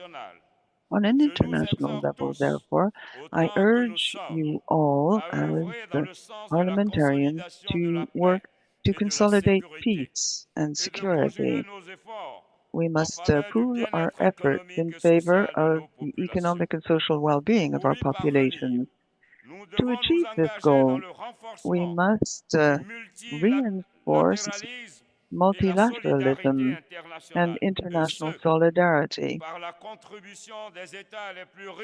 The richest countries must contribute for the sake of those who are less wealthy and who seek to increase their standard of living. Interparliamentary cooperation can also contribute to social development and justice through the sharing of experience and good practices in the above fields. On a national level, I remain convinced that if our legislation is based on social justice, our societies will become fairer, better balanced, and people will feel more fulfilled. Social justice can be a powerful means of preventing conflicts and crises in our state. Honorable parliamentarians, distinguished guests, more than ever, we parliamentarians, through our supervisory function and by assessing public policy, we must be a driving force behind social justice in order to guarantee to current and upcoming generations a fair world. Dear colleagues, social justice and an equitable, a fair world mean that human capital must lie at the center of all our legislation and our projects. Thank you very much for your attention. Thank you very much, Your Excellency. Next, the floor is given to the Speaker of the Parliament of Azerbaijan, to Madam Gafarova.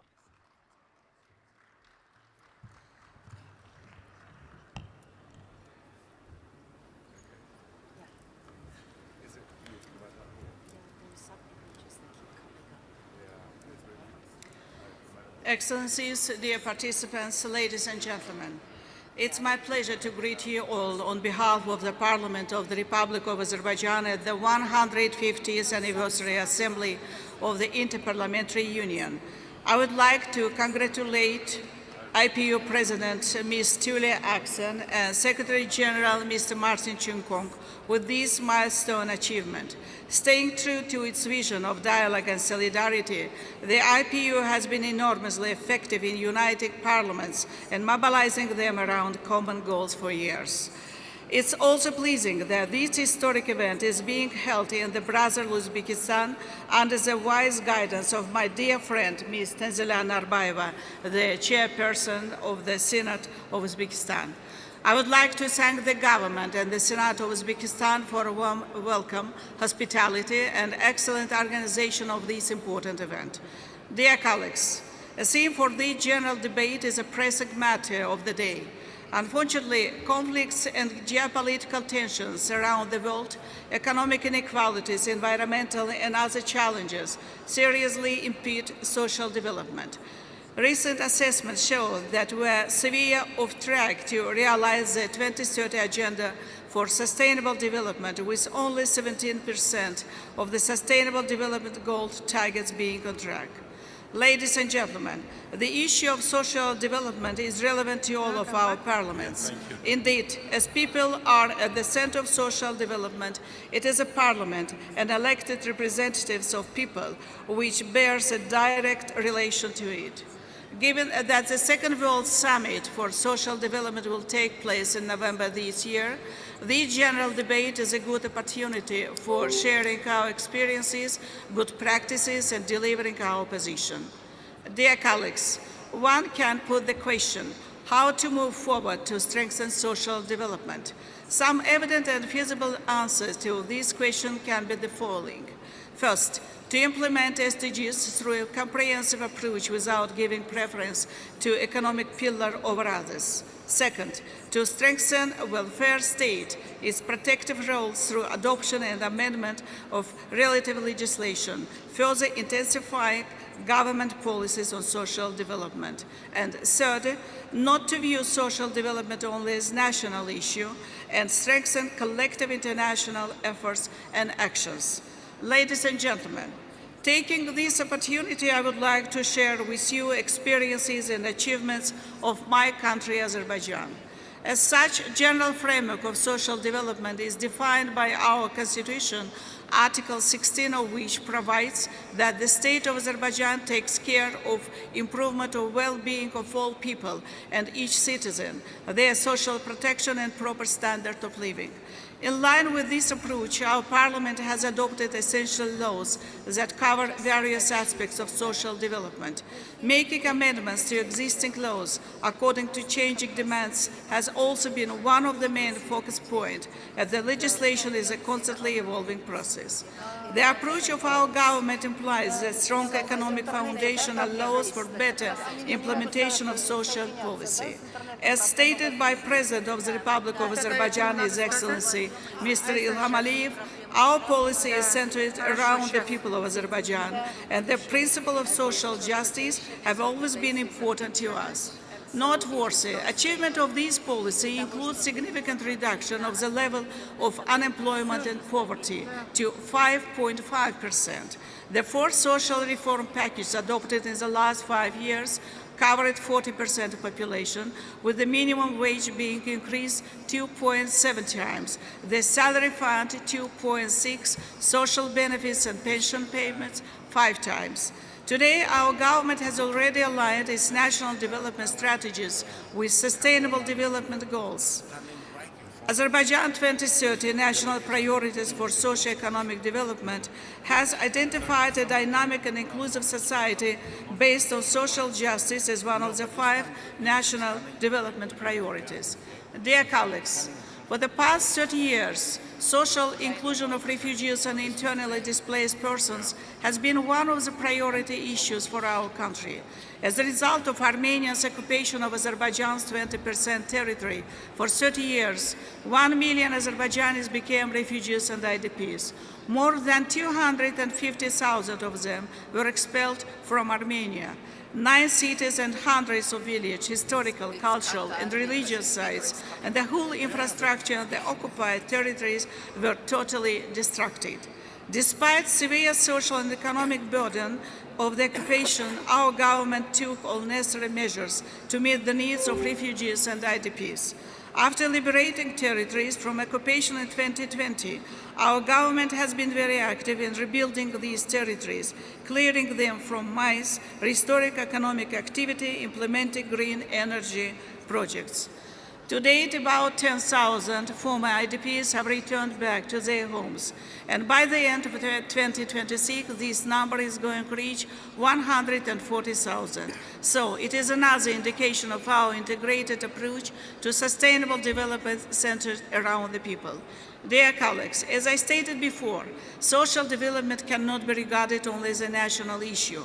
The Copenhagen Declaration recognized critical importance of collective commitments and efforts of international community. In this sense, by delivering $330 million of humanitarian, financial, and technical aid to more than 140 countries in the last 5 years, Azerbaijan has clearly demonstrated its commitment to collective efforts in supporting social development. Ladies and gentlemen, concluding my speech, I would like to once again express my pleasure of being with you today and wish every success to our deliberations. Thank you for your attention.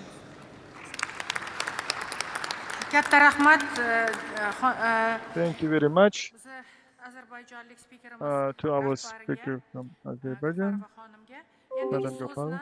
Now I would like to give the floor to the Speaker of the Parliament of Al-Ghanim. Al-Ghanim, Your Excellency, the floor is yours.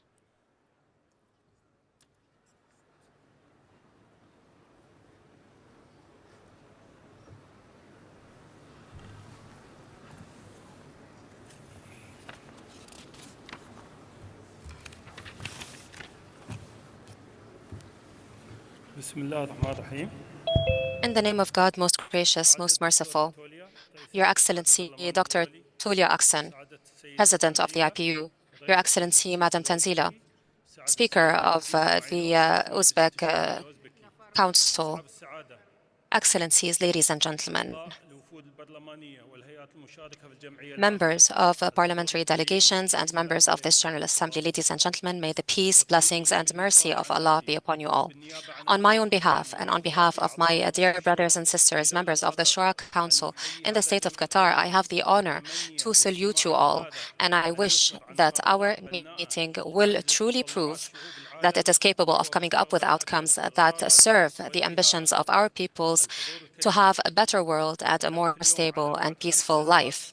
Ladies and gentlemen, we are only 5 years away from our deadline for the implementation of the SDGs adopted by the countries of the world back in 2015.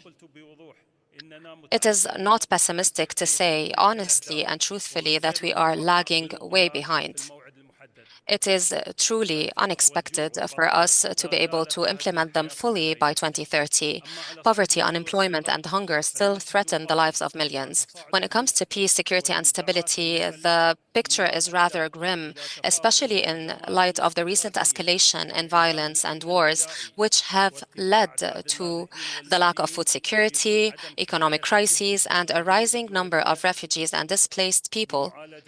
While the international community is unable to do more or to make more efforts to resolve these issues, we need true solidarity. We need to revisit our strategies and the plans that we devise.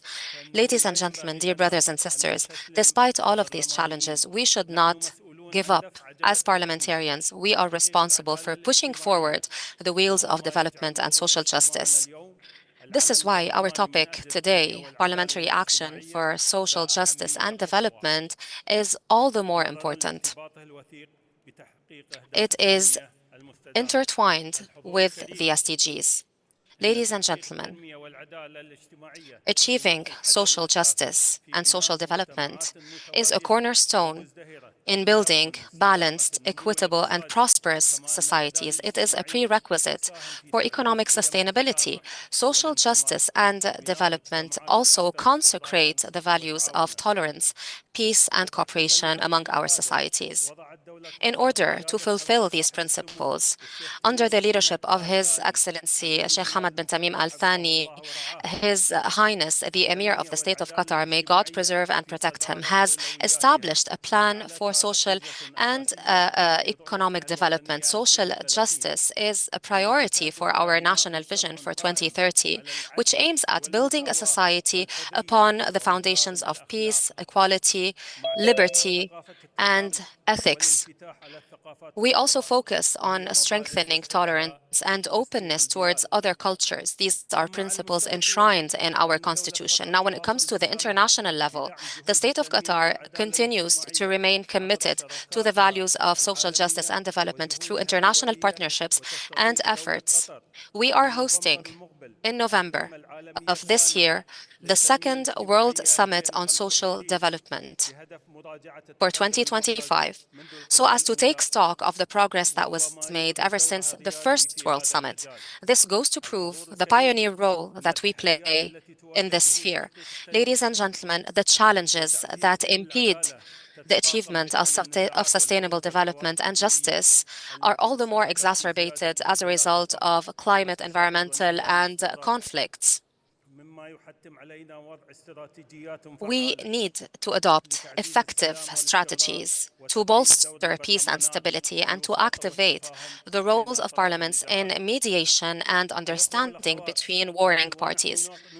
Brothers and sisters, as we discuss issues pertaining to social justice and development today, we cannot overlook the humanitarian plight of Palestine. The Palestinian people, ever since the 7th of October 2023, is victim to an ongoing brutal aggression by the Israeli occupation forces. Despite the announcement of a ceasefire in January of this year, Israel still violated the ceasefire permanently and fully resumed its hostilities and wide aggression in this month. This has claimed the lives of hundreds of millions, or rather hundreds of victims, namely women and children, in blatant violation of international instruments and charters. This is a crime of genocide, ethnic cleansing that we are witnessing in Gaza. The Israeli aggression has led to over 146,000 injuries and casualties, most of whom are women and children. UN reports have reported that over 2 million Palestinians have been forcefully displaced until this day. That, in addition to the overwhelming destruction that has truly sapped the entire infrastructure of the Gaza Strip, thus rendering it uninhabitable. Despite all of that, the international community has not moved to put a halt to this tragedy. In this regard, we highly value the free and audacious stances of peoples of the world who have taken to the streets to condemn the Israeli aggression. We call upon parliamentarians all over the world to stand alongside truth, justice, and humanity, and to call for the halt of this aggression that is targeting the innocent civilians of Palestine. We should all refuse their displacement and their forceful expulsion from their native land under any pretext or description. We are called upon today to defend the rights of the most vulnerable and the most suffering. Over a century ago, the international law system consecrated the principles of restoring peace, and resorting to diplomacy and dialogue to solve disputes. Therefore, I would like to call all the parliaments that gather here under the umbrella of the IPU to strongly condemn this aggression against the Gaza Strip and to exert pressure on your governments to put an immediate end to this conflict. We are seeing a blatant failure by UN institutions that are the custodians of peace building and establishing security. We are witnessing their failure to solve these situations in different hotspots around the world. This is why we have a moral and human responsibility to do something and not just stand idly by. Ladies and gentlemen, brothers and sisters, we hold our meeting today representing 193 countries, whereas the limbs of children of Gaza are being pulled out from under the rubble.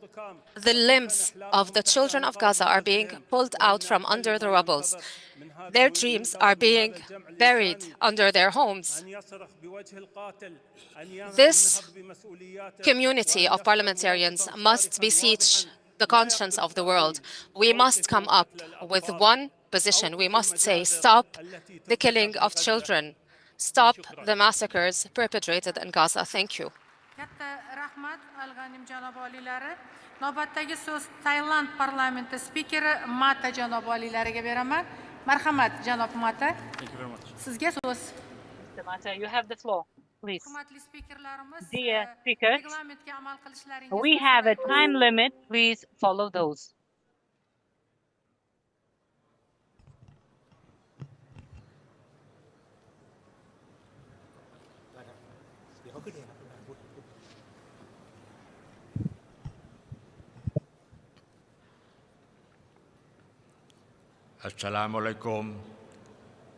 May peace be upon you and with the Almighty of God.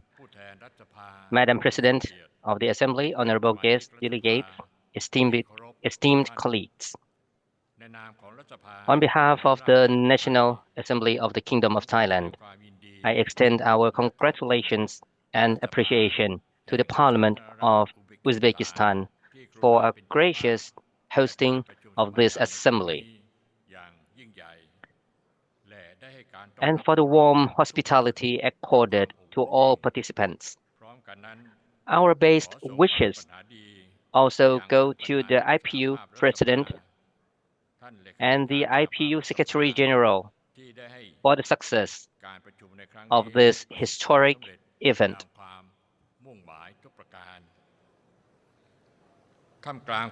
Amid the fast-evolving challenges of our times, such as rising inequalities, declining human development, the worsening impacts of climate change,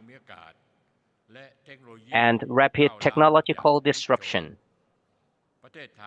Thailand firmly believes that national parliaments have an obligation to help level the playing field for the marginalized and the most vulnerable, and to create a secured, prosperous, and just society for all.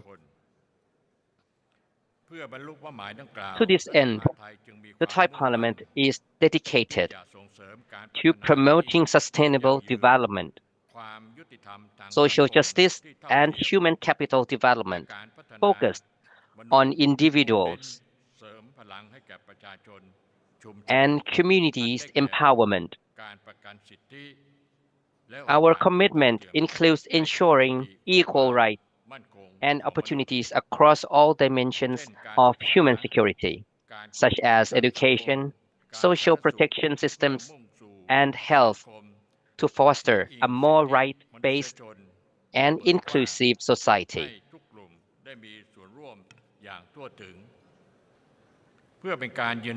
To reaffirm Thailand's readiness to become a leading wellness and medical hub of the Asia-Pacific region, the Parliament of Thailand will continue to work towards ensuring equitable access to quality health services for everyone, by further upgrading our universal health coverage scheme through expanding 30 baht treatment anywhere with one ID card program, allowing Thai citizens to easily access healthcare services anywhere with just single national ID card regardless of their registered health facilities, both public and private ones. Last December, the Parliament of Thailand had the privilege to co-host a regional conference on global health security in collaboration with the IPU and WHO in Bangkok. This event successfully met its objectives in mobilizing parliamentary cooperation and empowering parliamentarians to enhance regional health emergency preparedness and pandemic response capacity. The Parliament of Thailand has contributed to laying a robust foundation for inclusive and quality education for all, while reducing educational disparities. This includes various legislative initiatives, such as the 2018 Equitable Education Fund Act, enacted to support disadvantaged youth, irrespective of their nationalities or migrant status. Additionally, in 2022, the Parliament amended the 2017 Student Loan Fund Act to provide debt burden relief to students pursuing higher education.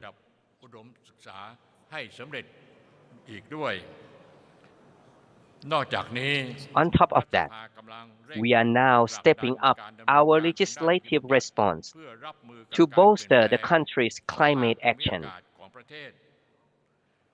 The Thai Parliament is now expediting the Clean Air Act, praised by the IPU as a notable example for citizen-initiated legislation.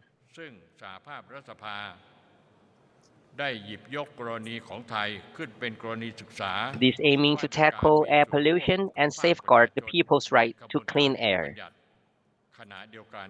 We are also anticipating the country's first ever draft Climate Change Act, which will set up a carbon pricing mechanism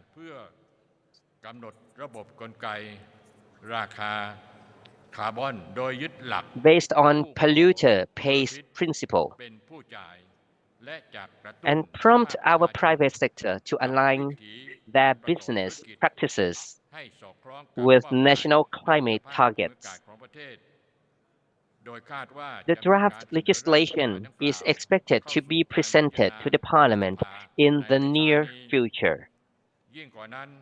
Lastly, the Parliament of Thailand gladly welcomes the IPU's Parliament for the Planet campaign and has undertaken various greening initiatives under our Green Parliament program to reduce carbon footprint and embrace a culture of sustainability in every aspect of parliamentary operations,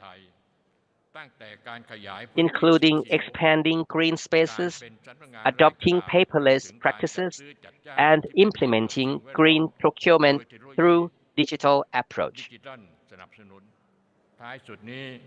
To conclude my remarks, I would like to emphasize that the journey towards social development and justice requires long-term commitment, as well as empowerment and meaningful participation of individuals, communities, and all relevant stakeholders through collective efforts across multiple sectors and levels,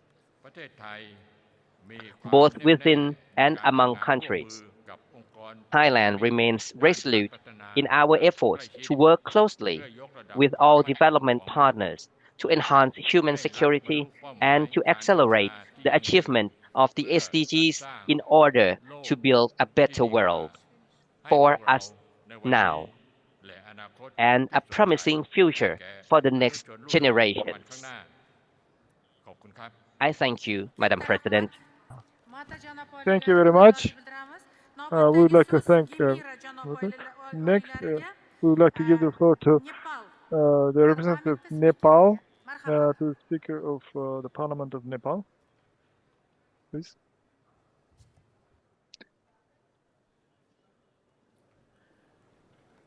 Gimire, Your Excellency.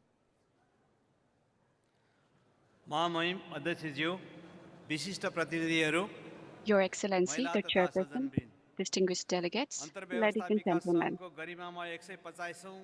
I am honored to have the opportunity to present my views as a representative of the Federal Parliament of Nepal and the people of Nepal at the 150th Assembly of the Inter-Parliamentary Union. I express my heartfelt gratitude to the government of Uzbekistan and the IPU for the excellent management of this event and warm hospitality. The theme of the 150th Assembly, the Parliamentary Action for Social Development and Justice, is of utmost importance in today's global context. It is highly relevant to discuss and deliberate on an important topic like social development and justice on this occasion to promote solidarity, common reason, and mutual cooperation among the democratic countries. South Asia is a region rich in historical, cultural, and economic diversity, yet a large number of its citizens are struggling with poverty, social inequality, and the impacts of climate change. I'm pleased to present to the world that Nepal has boarded on a journey from conflict to peace, from a unitary system to a federal democratic republic, and from exclusion to inclusivity. We have ended armed conflict through a unique agreement and embarked on a path of a peace and transformation. Our constitution ensures social justice, equality, and inclusion. Nepal has guaranteed gender and social inclusion, not only in high state positions, but also at a policy-making level to promote broader social inclusion.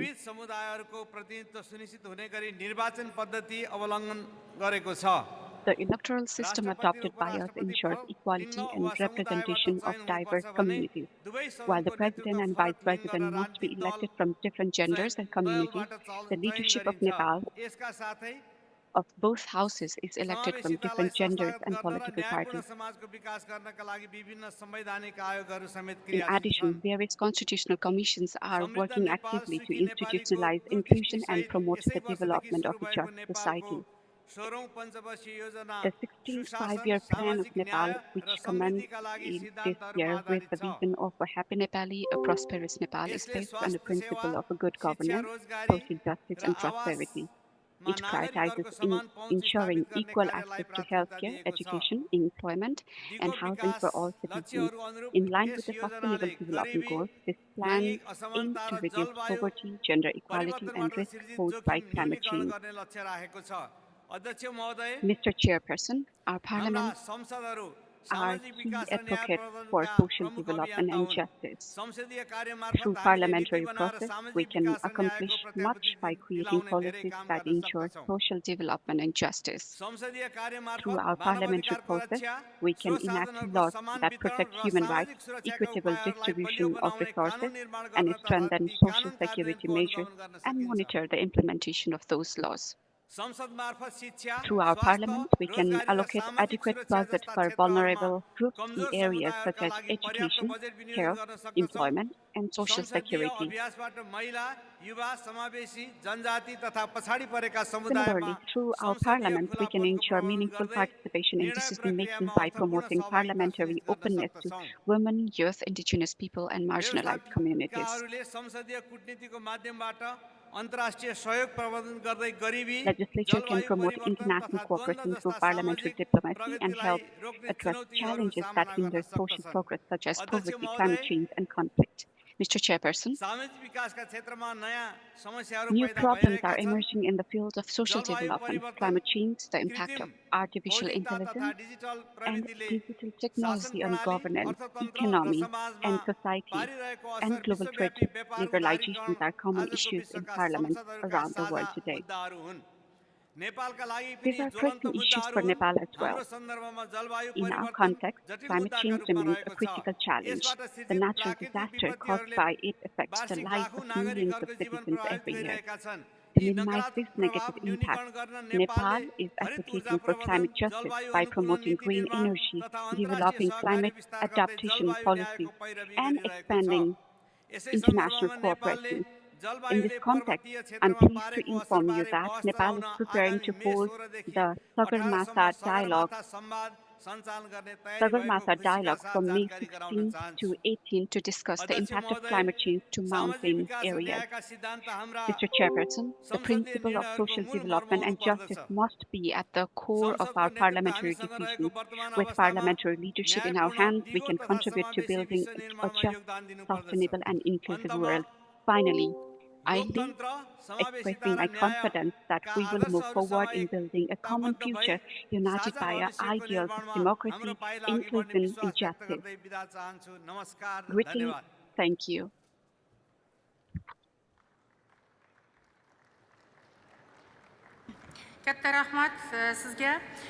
Thank you very much. Next, we would like to give the floor to Eswatini. Your Excellency Mabuza. Madam President of the IPU, Mr. Secretary General of the IPU Assembly, Madam President of the Assembly, distinguished delegates, Eswatini is deeply honored to address this esteemed gathering of the 1/5 IPU Assembly. The theme, Parliamentary Action for Social Development and Justice, resonates deeply with the core purpose of our democratic institutions and the implementation of the Sustainable Development Goals, Agenda 2030, the Africa Union Agenda 2063, the Paris Agreement and Sendai Framework for Disaster and Risk Reduction 2015-2030. Eswatini commits herself together with all countries to jointly implement SDGs as essential measures to eradicate poverty and promote shared prosperity. Issues of poverty, welfare, and justice are global challenges demanding a unified collective response. The government, Eswatini's strategic focus on sustainable development is structured around the critical dimensions of economic growth, social equity, environmental sustainability, and peace, security, and stability initiatives to promote availability of resources were done through legislative enactments to strengthen tax collection, strengthening of Eswatini's revenue authority, public investment initiatives, the micro, small, and medium enterprises sector, creation of enabling environment for the private sector to function, harnessing employment creation opportunities, and strengthening of the mining sector. The country is providing free primary education to advance access to education for all children in the country. Government is also providing free education at high school level for the orphaned and vulnerable children. Vulnerable groups in the country have been identified as orphaned and vulnerable children overseas, the elderly, persons with disabilities, women, and the youth. Parliament has been the major proponent to advocate for the allocation of grants for overseas, the elderly, and persons with disabilities, and programs to empower women and girls, such as the Women Empowerment Program, Youth Enterprise Fund, and Rural Development. Our Constitution provides for a quota 30% of women representation in the Parliament of Eswatini. To give effect to the above constitutional provision, our Parliament has recently enacted the election of women members to the House of Assembly Act of 2018, aimed at increasing representation of women and marginalized groups in Parliament.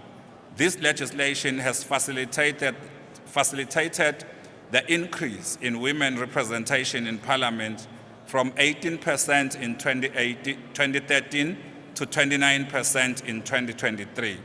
Our Parliament has prioritized issues of climate change and has established a committee on climate change to fast-track initiatives on climate change such as renewable energy. Climate change adaptation initiatives are a priority due to their impact in key sectors like agriculture, tourism, and the environment. Eswatini is a peaceful country and does not tolerate corruption and human rights violation. Hence, the concerted effort of government and parliament to establish legislation to capacitate the Human Rights Commission and the Anti-Corruption Commission. Our parliament enacted various legislative frameworks for the realization of the African Union Agenda 2063 goal. These include the enactment of the Human Trafficking and Smuggling Act No. 9 of 2009, the Sexual Offences and Domestic Violence Act No. 15 of 2018, and the operational regulations adopted by Parliament in 2021, the Children's Protection and Welfare Act No. 6 of 2012. Eswatini has put in place several pieces of legislation to hold leaders and public officers accountable. These include the Procurement Act No. 7 of 2011, which deals with standard of conduct of public officials and politicians involved in public procurement. The Public Finance Management Act No. 10 of 2017, which provides for cases of financial misconduct. The Public Service Act No. 5 of 2018, which promotes integrity, honesty, and responsibility among its public officials. The Prevention of Corruption Act No. 3 of 2006, which criminalizes and punishes corrupt practices such as acts of bribery, money laundering, conflict of interest, and cheating of the public revenue. The country has promulgated a number of legislation that support peace, security, and stability, such as the Public Order Act No. 12 of 2017, which gives effect to the fundamental rights of freedom of peaceful assembly, association, and freedom of expression embodied in the Constitution of the Kingdom of Eswatini. At the same time, it promotes and protects public order, public health, public safety, and public morals. Enactment of Correctional Services Act No. 13 of 2017 and the Police Service Act No. 22 of 2018, both of which seeks to ensure that the rights of offenders are upheld in a human manner. In conclusion, Eswatini has commitment to implement the Sustainable Development Goals Agenda 2030, the African Union Agenda 2063, and related international instruments to eradicate poverty and promote shared prosperity. For this journey to be successful, collective efforts at every level, local, national, and global, are essential. I thank you. May the Almighty God bless us all. Katta rahmat janob Mabuzov. So'z O'zbekiston Thank Oliy Majlis Qonunchilik very much, spikeri Ismailov representative of Eswatini. Now we give the floor to the next speaker, Mr. Ismailov. Good day, dear President of IPU and Mr. Martin Chungung, Your Excellency, Mrs. Tanzila Kamalovna, dear participants of the Assembly, ladies and gentlemen, this is the 150th Assembly of the IPU. We're very happy to see you here. Now we are living through the time when there are a lot of changes and happening. And we, as a parliament, put it as a main task to ensure justice. And we are combining here also main functions of the parliament to ensure that all those processes are taken care of. So the Jubilee Assembly of the IPU is being carried out in Uzbekistan, and the topic of this assembly is very important for us. Today, Uzbekistan ensures also the rapid development, economic development, reduction of the poverty, ensuring work-related jobs to people, and providing necessary services to people. And this is our main task. Uzbekistan is a social country. Therefore, this is our main role. And in our constitution, in the first article, it says here as well that the government has the social function as well. They have increased 3 times. And also, there should be equality and also necessary principles that will help to ensure social government model that creates the mechanism to ensure the equal treatment. In that sense, quality education and guaranteeing medical services and also relevant work conditions, and as well as ensuring payment of the equal pension and the various fees and the social fees is very important in that sense. And we are carrying out necessary activities for that as well. In our strategy 2030, there are a wide range of the reforms that were identified. And with regard to our vulnerable layer of population, we have also a number of documents and the number of the documents and legislation. We have opened the centers called INSON. That means service to people who are socially vulnerable, and we provide them services to these kind of people. In our country, we have another comprehensive program which is called From Poverty to Prosperity. In that sense, in 2025, around 1 million of people were able to receive a lot of support from the government as well.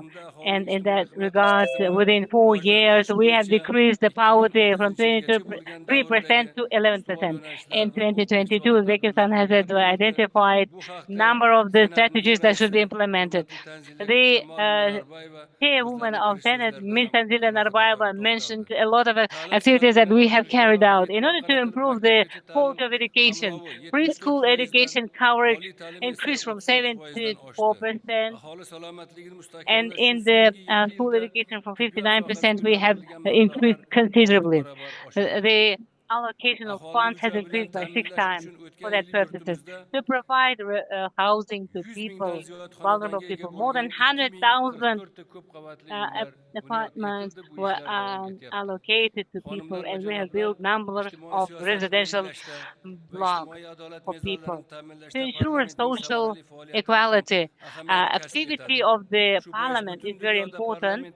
In that sense, in the whole world, the parliament is not only law-making or adopting institution, but also an institution can create equal opportunities, reduce poverty, and increase the dignity and respect the dignity of the people. And this is a political subject in that sense. To ensure this kind of social equality, we ensure that the laws which ensure equal and just system has been created, and also supporting the families who have many kids and are vulnerable. And number 2,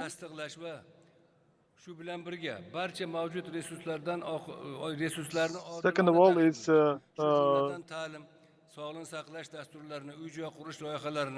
ijtimoiy jihatdan ehtiyojmand toifalarni har tomonlama qo'llab-quvvatlash dasturlarini ustuvor ravishda moliyalashtirish. Uchinchi, ijro etuvchi hokimiyat tomonidan ijtimoiy dasturlarni bajarilayotganligi ustidan doimiy parlament nazoratiga demak e'tibor qaratish. Umuman olganda In general, the parliament of our country today is working diligently on making sure that to ensure that the proper mechanisms and measures are made in order to make sure that decent living standards for all the people. So we believe that the Inter-Parliamentary Union's 150th Jubilee Assembly in Uzbekistan will work towards ensuring the social justice and will help some of the challenge. And Uzbekistan is ready to cooperate with. Thank you very much, Mr. Ismailov, dear friends. The morning session related work has been completed. Now the speakers of the parliament are kindly invited to have lunch. We will proceed with our work at 2:30 p.m. I would like to thank you profusely for your active participation. Thank you.